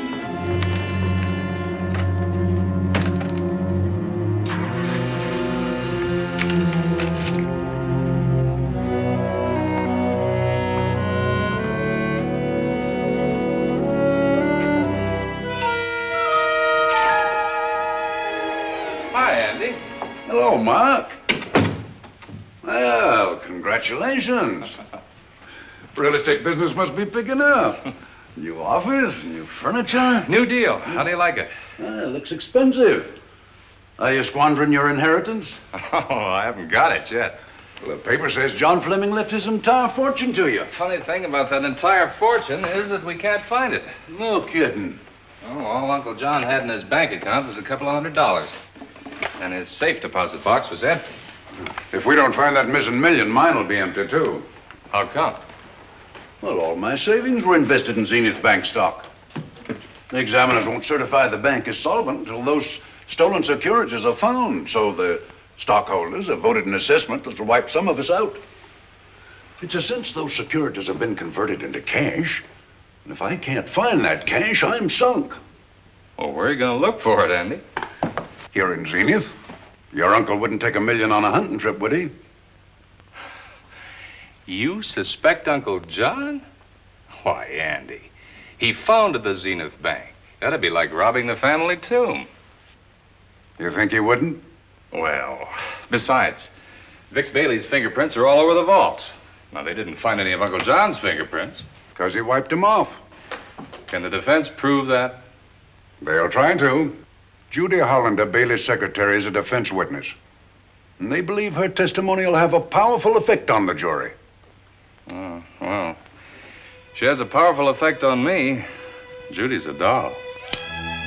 Here's the book you mentioned, Judy. It's your newest one. Yes, it's just been published. You can have that copy if you wish. Oh, it's a first edition and you've signed it. Yes, of course. Thank you so much. May I serve tea now, Miss Van Gorder? Yes, please do, Warner. Thank you. Well, I see you've engaged new servants. Yes, of course. Well, how did you persuade them to live in this house? Well, Jane Patterson, my new housekeeper, knows this house better than you do, Doctor. Oh? She worked for John Fleming. And Warner was my chauffeur. Chauffeur turned butler? Yes, incredible. He can play any part at a moment's notice. Did you get a plumber, Warner? No, we can't get a plumber for 3 days, madam. What about that leaking pipe? The basement will be flooded in 3 days. Now, the pipe is no longer leaking. You mean it's dried up of its own accord? No, not quite. I packed the elbow where the water was coming out. Packed the elbow? Oh, where did you learn how to do that? Well, into each life, a little rain must fall, and a careful man learns to keep himself dry. Now, is there anything else that you require, Miss Van Gorder? No, not at the moment, Warner. Thank you, madam. Now, there's a character. How long did you say that he worked for you as chauffeur? About 3 months. Well, I hope he doesn't have a police record. My dear Dale, it may interest you to know that the last night of his life, John Fleming told me that he loved your husband like a son. If Fleming were alive today, he would be fighting to prove Vic's innocence. Could Mr. Fleming prove his own innocence? Miss Van Gorder, can there be any doubt about it? There will be when Miss Hollander testifies at Vic's trial. Oh? You know something that we haven't heard yet, Judy? Something I saw with my own eyes. She's not permitted to say what it was. My dear girl, I wouldn't think of asking her. But let's assume for a moment that Fleming did steal the $1 million. Now, what would he do about it? Where is it? Hidden someplace where he could lay his hands on it without getting caught in the act. Now, if I was writing this, instead of living in the middle of it, I'd hide it right here in this spooky old house. Under a loose floorboard or up a chimney? If Mr. Fleming had the nerve to steal $1 million, he'd make his plans well in advance. I'd say he'd prepare a place to hide it. Possibly when this house was being built.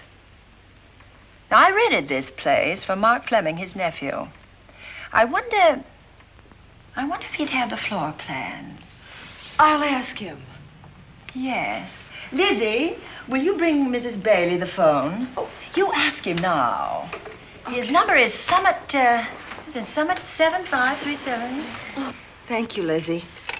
Summit 7537. Not bad, eh, Andy? That means new business.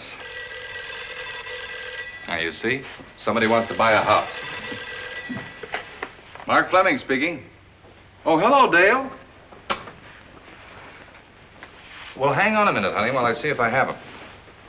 It's Dale Bailey, all excited. Miss Van Gorder wants to know if I have the floor plans of the Oaks. Now, what would she want with the floor plans? Well, she suggested to me that your uncle might have hidden the bank loot there. Are the plans here? Somewhere in the house itself. Wait a minute, there is a place where Uncle Johnny might have kept those blueprints. What place? Well, I heard him talk about it a good many years ago. I can't be sure of the exact location. Anyway, I don't think the old boy had the guts to steal $1 million. But if I find those plans, I'll let you know, Andy. Hello, Dale.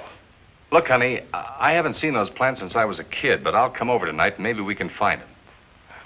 Thank you, Mark. We'll expect you. He seems to think they're here in the house somewhere. He's coming over tonight. Well, that's good. Dale and Judy are my house guests for the weekend. Would you like to have dinner with us tonight? Oh, no, thank you. I couldn't. I still have a few calls to make.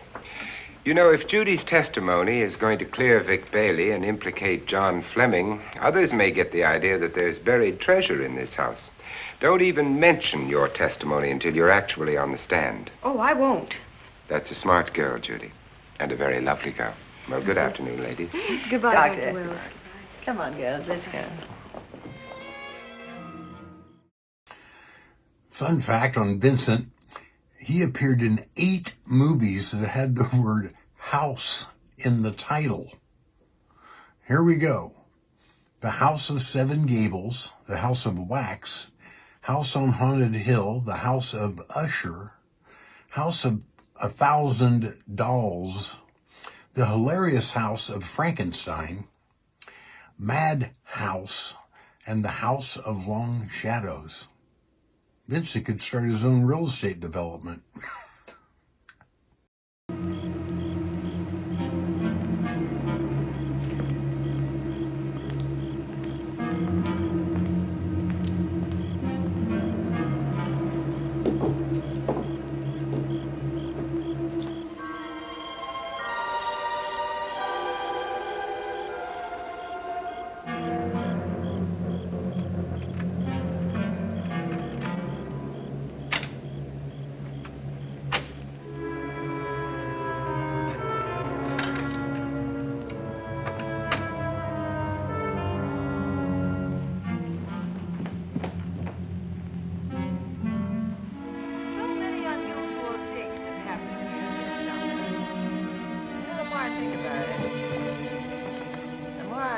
I should be putting them down on paper. Weren't you your husband's secretary, Dale? Yes, I was. Do you take shorthand? Well, my dear, if you'd like to have your mind occupied, I want you to work with me while I write the story of this fantastic criminal, the Bat.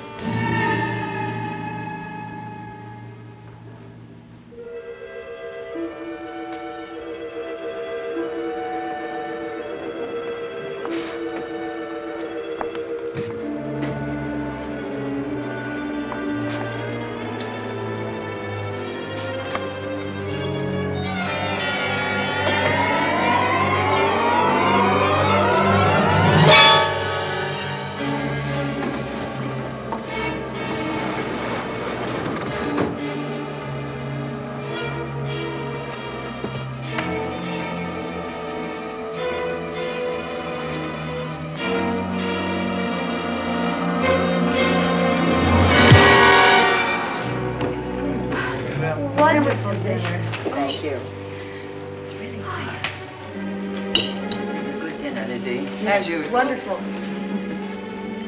Oh, what a lovely piece of silver. It's an original, isn't it? Yes, they still use them in England for buffet breakfasts. Some hot water in the bottom. Should keep us hot, your sausages and your scrambled eggs. Interesting. It's very useful. Really nice.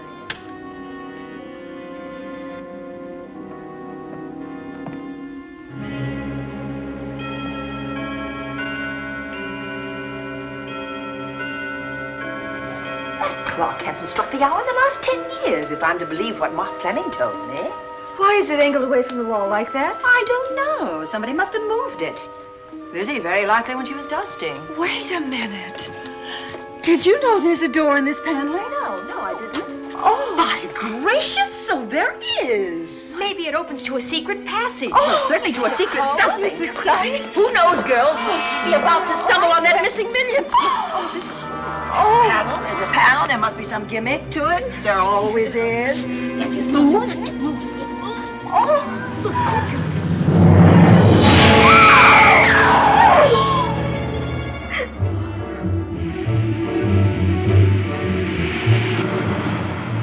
Calling car 11. Calling car 11. Proceed to the Oaks in Zenith Township immediately. A homicide has been reported. Okay. Proceeding to the Oaks. Notify the county coroner, Dr. Wells. Tell him to come to the Oaks at once.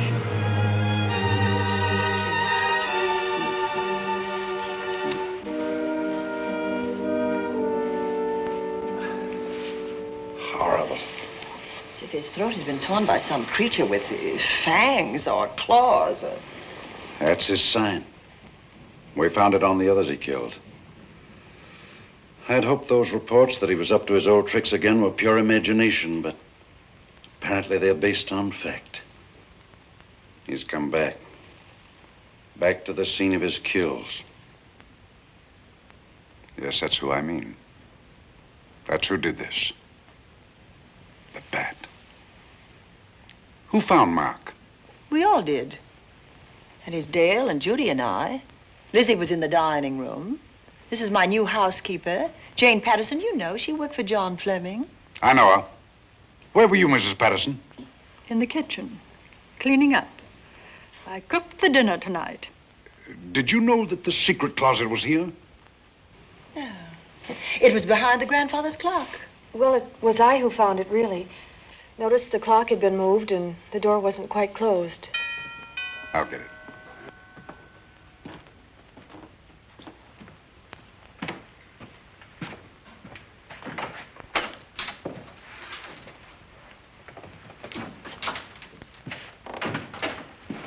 Who is it?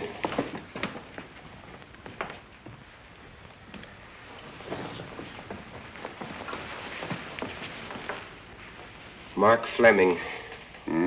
As coroner, you saw the same wounds on the others. How long's he been dead? Oh, I'd say about a half an hour.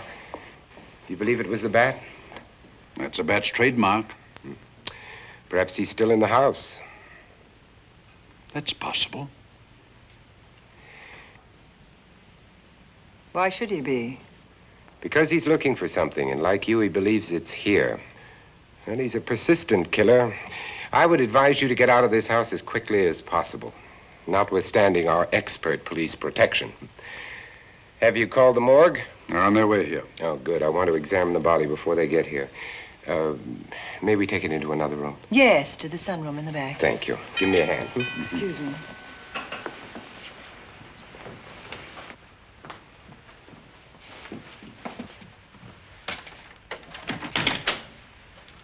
Oh, Warner, where have you been? Well, madam, has been an accident? There's been a murder.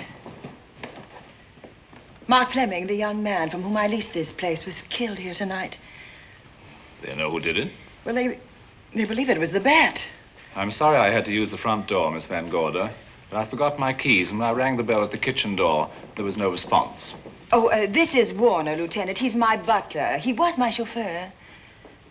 Why'd you promote him? Well, it's very difficult to find a butler. They don't like service in the country.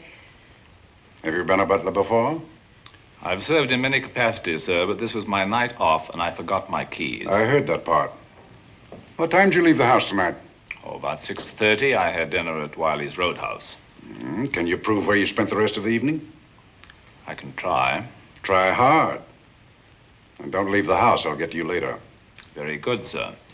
I shall be in my room, Miss Van Gorder, if you need me. Yes, Warner. Surely you don't think he's... Warren and I have met before. I can't recall where or when, but I will.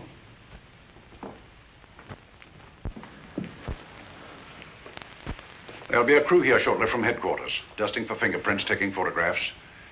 But in the meantime, Mrs. Patterson, you aren't leaving the house tonight, are you? No, Lieutenant. Don't. I'll talk to you in the morning. Good night. Good night, sir. Good night, Miss Van Gorder. Dale, I was with Mark Fleming this afternoon when you talked to him about the floor plans of this house. I heard him tell you he was coming here tonight. Dale called him at my request.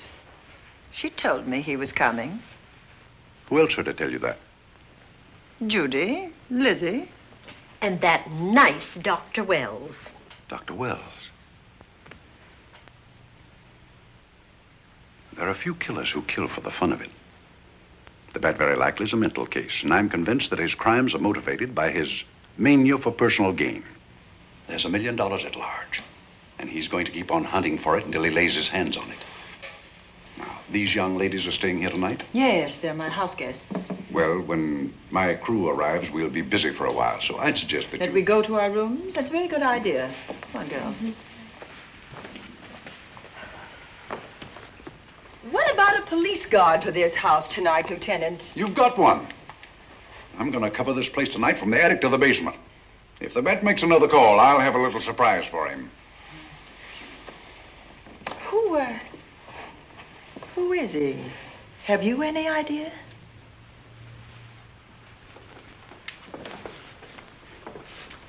He could be anybody. So far, there are clues to his identity, but nothing we could take before a jury. I'm afraid we must look higher than the criminal world. He may be a merchant, lawyer, doctor, scientist, one of the pillars of his community. Ladies, lock your doors tonight. Stay behind them. I promise you you'll be safe. Good night. Good night, Lieutenant. Good night.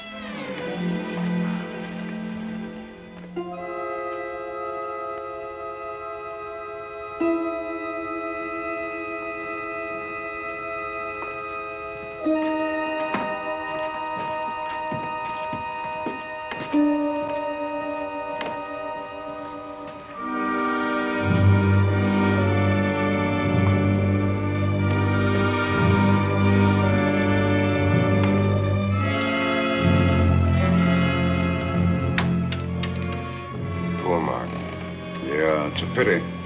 So young. Well, Doctor, do you agree it was the bat? In my report, I shall say the death was caused by the same technique used in the other killings. A paralyzing blow to the throat, followed by severe lacerations of the jugular, resulting in excessive hemorrhage. In a layman's language, he didn't know what hit him. Oh, he knew. But he didn't have time to think about it.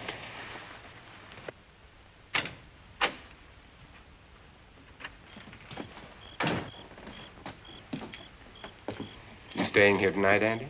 Well, until I check the doors and windows, but I'll be back bright and early in the morning. Neither snow, nor rain, nor heat, nor gloom of night stays these couriers from the swift completion of their appointed rounds. A lot of people are due for a shock when I close this case. Yes, I'm sure they are. Good night, Andy. Don't get hurt. Good night, Doctor.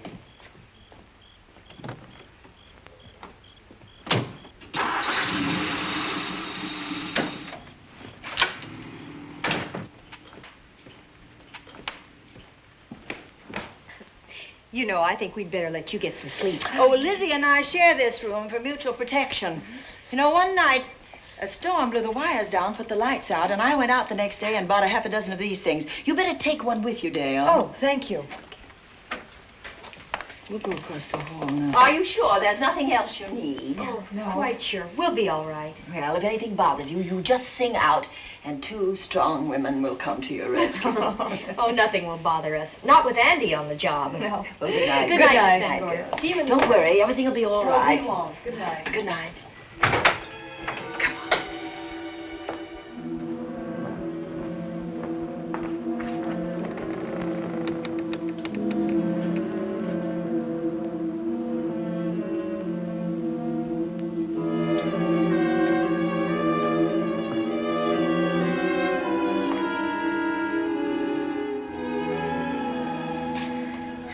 I don't think I'll sleep tonight. Me neither. All I can see is poor Mark Fleming staring at us. I thought that when people died, their eyes closed, as in sleep. Don't think about it. I'll bet you're thinking about it. No, I was thinking of my poor husband sleeping in jail tonight. Oh, Judy, I love him so much.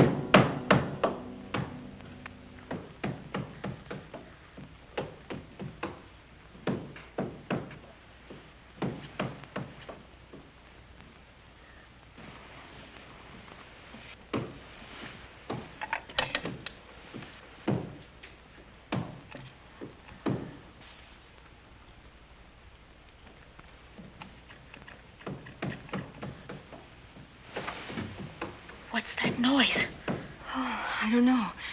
I kind of fell half asleep. For a moment, I thought it was something from a dream. It's somewhere in the house. Yes, on the floor above. Not directly over us. Probably a room overlooking the driveway.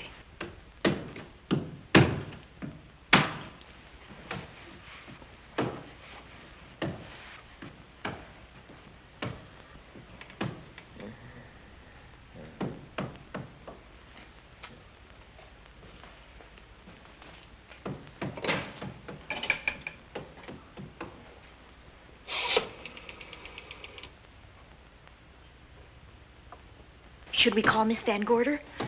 She'll hear it. How can she help but hear it? Oh, besides, we don't want her to think we're a couple of hysterical women. Well, I'm about to become one. Oh, I had it for one night. Dale, you're not going out in that hall. I want to know what's happening up there. But Lieutenant Anderson said if we stayed behind our locked doors, we'd be safe. Vic isn't safe locked up in that jail. Oh, but... Suppose that stolen money is in this house. Mark Fleming seemed to think it was. Maybe that's what somebody's looking for.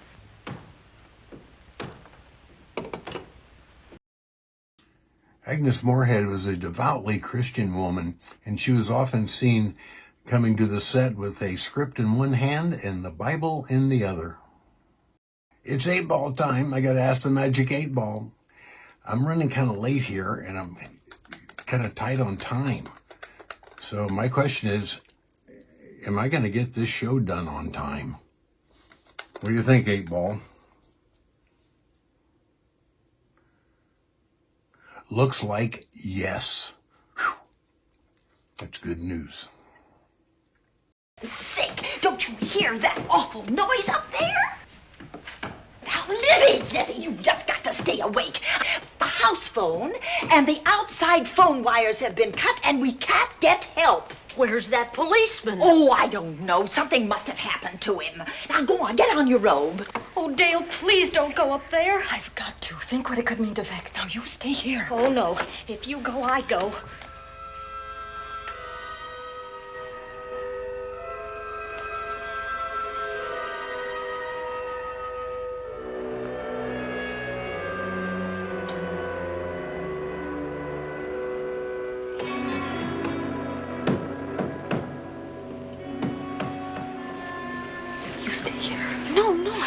Go up there alone. You wait here. I'm going to see what it is. Oh, please let me go with you, Judy, Dale. will you warn me if anyone comes? I'll only be a moment. Now, wait.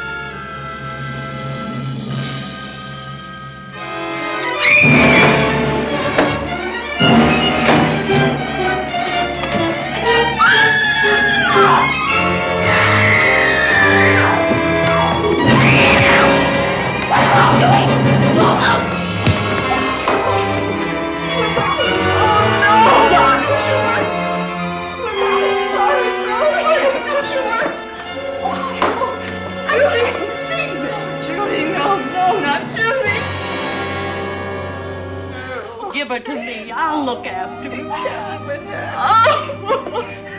Poor baby.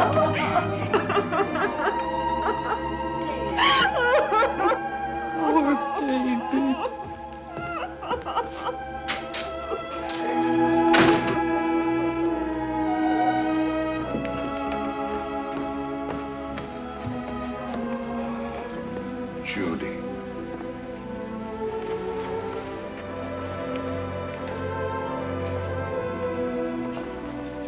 The bat. Yes, the bat. He caught her at the head of the stairs. We saw him rushing down the stairs as we came out of the room. I hurled that after him. I hit him, I believe. I'm going to cover this place from attic to basement, you said. Well, what were you covering when that poor child was murdered? Where were you? I saw a man outside in the grounds. I went out there and hunted him. I heard him in among the trees, and so I followed the sound of him as far as the brook down near the back road. And then I lost him. I'd rather give my own life than have this happen to Judy. But I told you to stay in your rooms and lock your doors and stay there. What was she doing at the head of those stairs? That was my fault.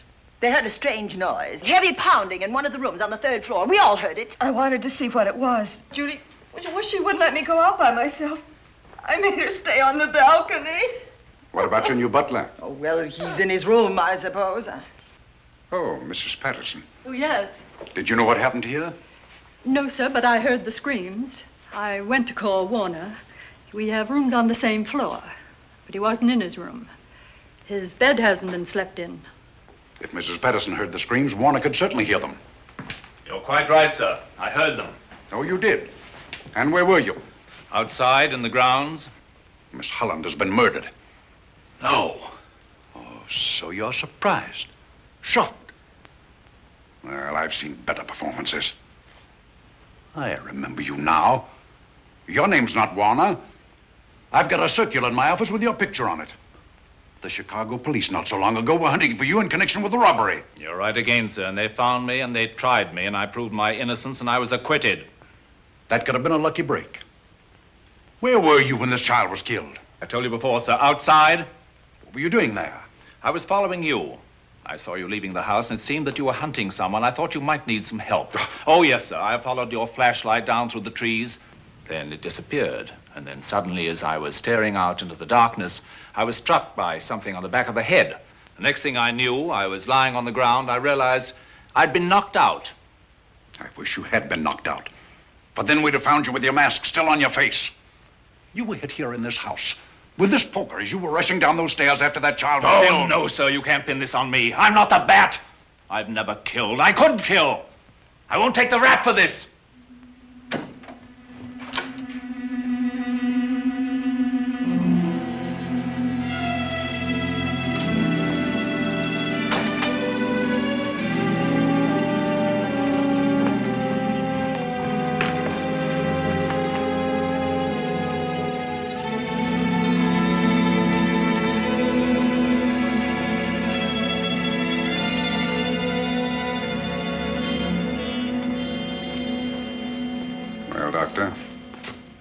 Another case for the county coroner.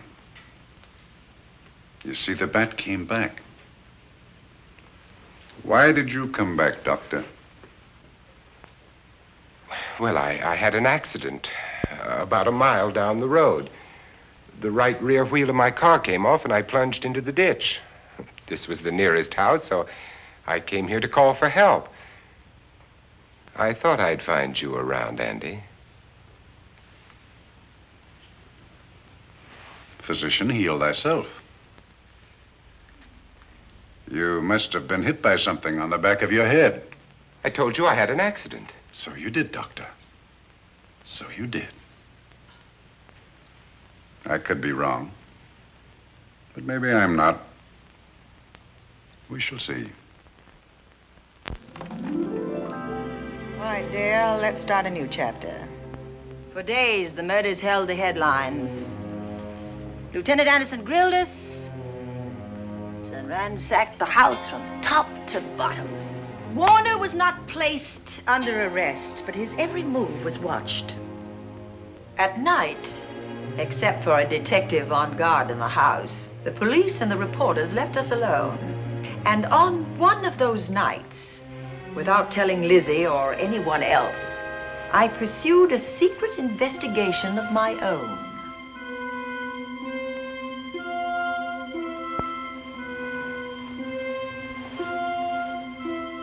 It was in an empty room on the 3rd floor where we kept our trunks and other things.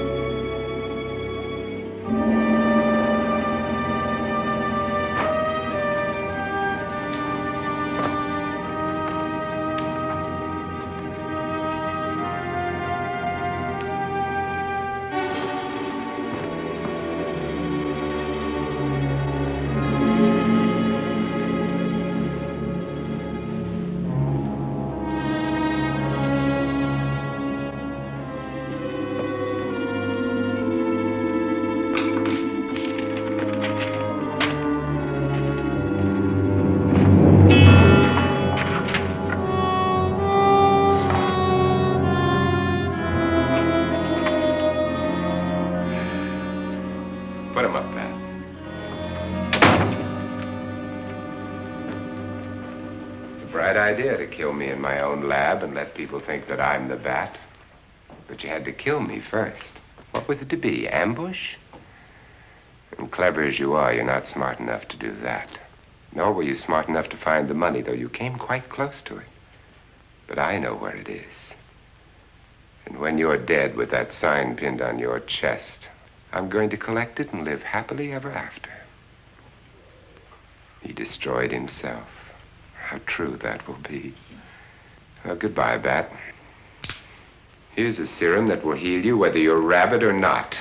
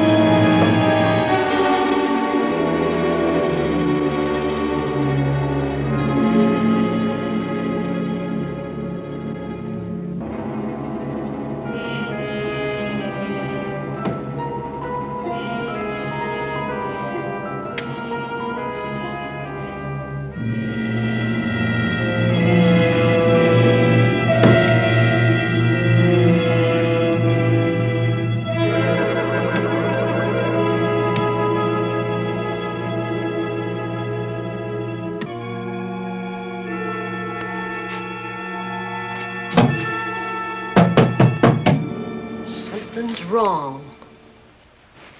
Something's wrong.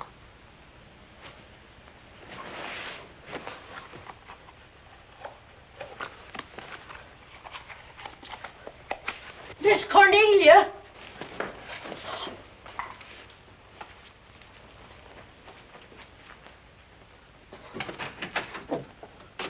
Miss Cornelia!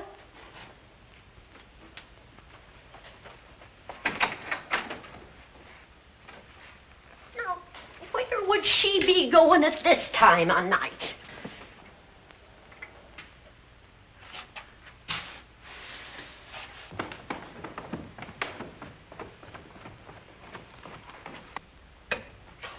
Well, land's sake.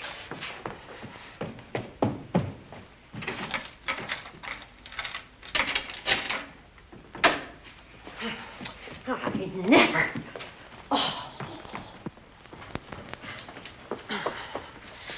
Mr. Davenport! Mr. Davenport! Oh, a fine thing. The door unbolted, the chain off, and you asleep on the job. Wait till Lieutenant Anderson hears about this. Come on, wake up. What's the matter with you? I don't know. My head hurts. My whole body's numb. Here, take a sip of this. Try to snap out of it. I'll be back in a minute.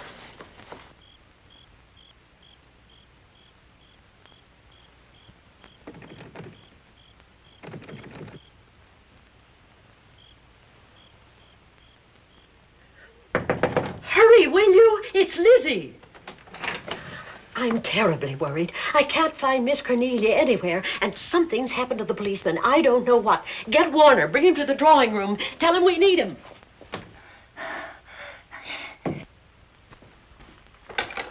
Are you all right now? Yeah, I'll be all right in a minute. I remember now. I took a drink of wine from that decanter there. Miss Van Gorder told me to help myself. She wouldn't put nothing in it? Well, somebody did. Somebody who knew I was on duty here. Then it was somebody that got Miss Van Gorder. I can't find her anywhere. Upstairs, downstairs, or in the basement. I told the housekeeper to get Warner. Lieutenant Anderson will want to know about this. Hello. Yeah, this is Davenport at the Oaks. We've got trouble here. Well, for one thing, I was drugged. Yeah. but I must have been knocked out because the maid tells me Miss Van Gorder is missing. Well, you better call Anderson and let him know. He's not at home. Well, where is he? Out on a case? What case? Dr. Wells. What else did they tell you about it? Oh, hurry, will you? We've got to find Miss Cornelia. Okay. Lieutenant Anderson is out on a case.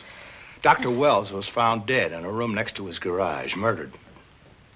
Dr. Wells? There's something queer about the killing of Wells, but headquarters won't talk about it. Lizzie, Warner isn't in his room. There's no sign of him anywhere. And I was supposed to keep an eye on that guy.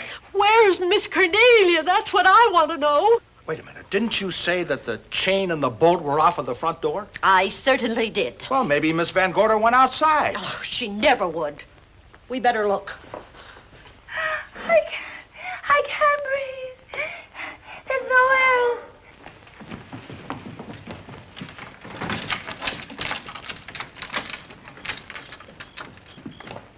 Miss Cornelia. Oh, Miss Van Miss Gorder. Cornelia. Miss Cornelia. Miss Van Gorder. Look. There's a light in that room on the 3rd floor. Were you up there tonight? Well, of course I was, but I turned the lights out before I came downstairs. Then Miss Cornelia might have turned them on again. That's why we're going to look first. Come on.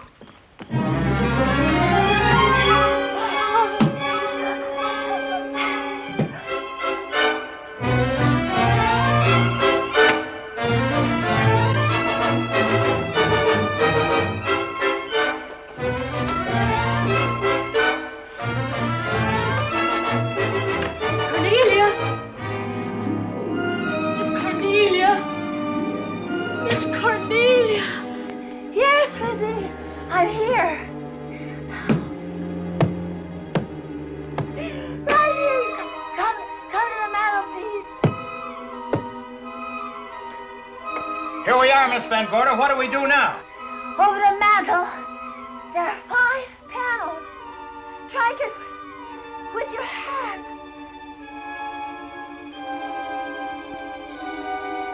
Which panel did you say, Miss Van Gorder? Oh, I can't understand. Miss Van Gorder, which panel? We couldn't hear you. She said strike it. What difference does it make which panel? Strike them all. Look.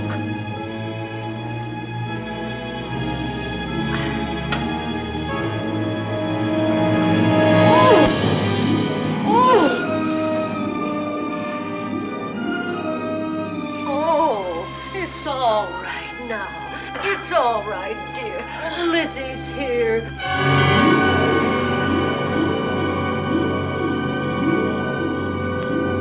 Feeling better? Yes, much better. We'll take you to your room. Oh, no, you won't. I'm going to stay right here. I'm quite all right.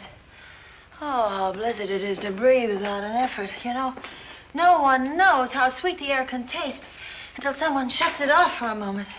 That room is just like a box. When the mantelpiece closed, it seemed like all the air was drawn out of it. Look, there it goes again! Let it close. I can open it from in here. There's a control panel behind this blueprint. Electric motor under the trap door here. Once the door is open, you can keep it that way. I believe that the fireplace in this other room opens the same way. And it does. I tried to find this, but I couldn't find it. Yeah, it was back at this blueprint here. Well, it's quite a setup. Too bad we can't open that safe in the same way. Take an expert to crack this box or a shot of nitro. Oh, maybe that's what the bat had in mind. Could be. Seems he's on the prowl tonight. Miss Van Gorder, Warner has disappeared. And Dr. Wells has been murdered. Dr. Wells? Lieutenant Anderson's on that case right now. Well, does he know what happened here tonight? They got word to him. He'll be here any minute.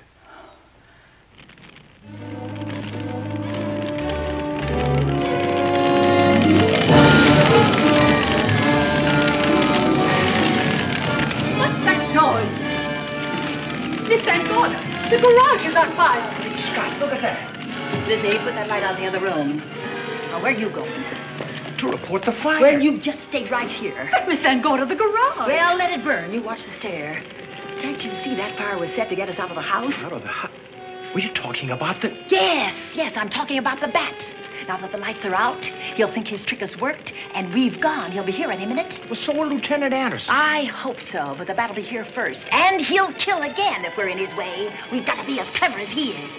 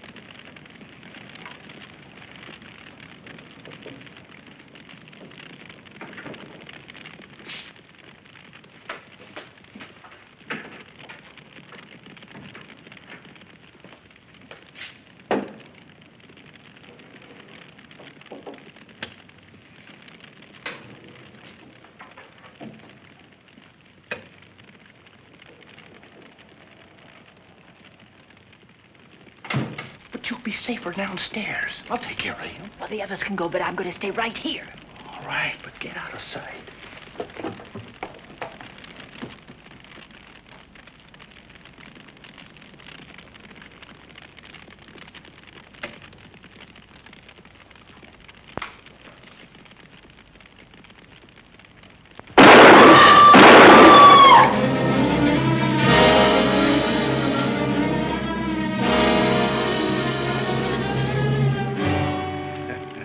Let's face it, ladies, and get it over with.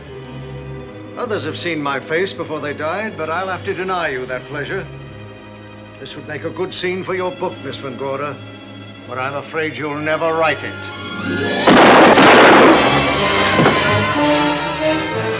That is Warner. I could tell.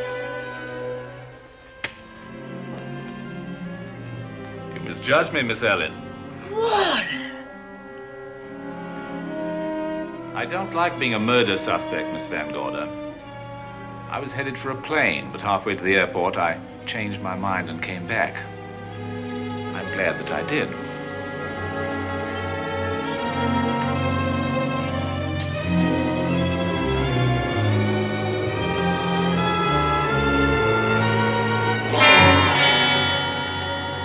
Why, it's Lieutenant Anderson.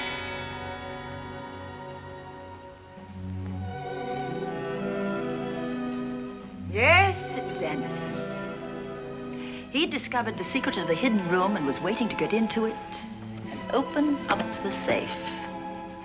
We found the money in it, a little over $1 million in tens and twenties and hundreds. Good old Andy. With all his ill-gotten gains invested in bank stock. It's rather a clever way to hide stolen money. In the open, as it were, and so respectable. But don't try it. No matter how clever you are, you can't hide murder.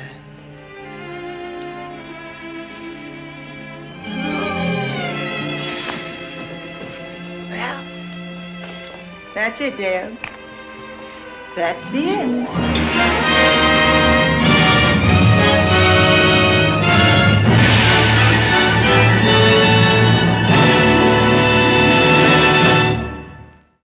Well, I hope you guys liked the show. Thanks for coming. The trivia question in the beginning was, what movie was Vincent Price in where they had to do about 10 takes of the final scene because he was laughing so much? And the answer is The Fly, 1958. Pretty funny. Anyway, but thanks for coming, everybody. I appreciate it and hope to see you again next time. Take care.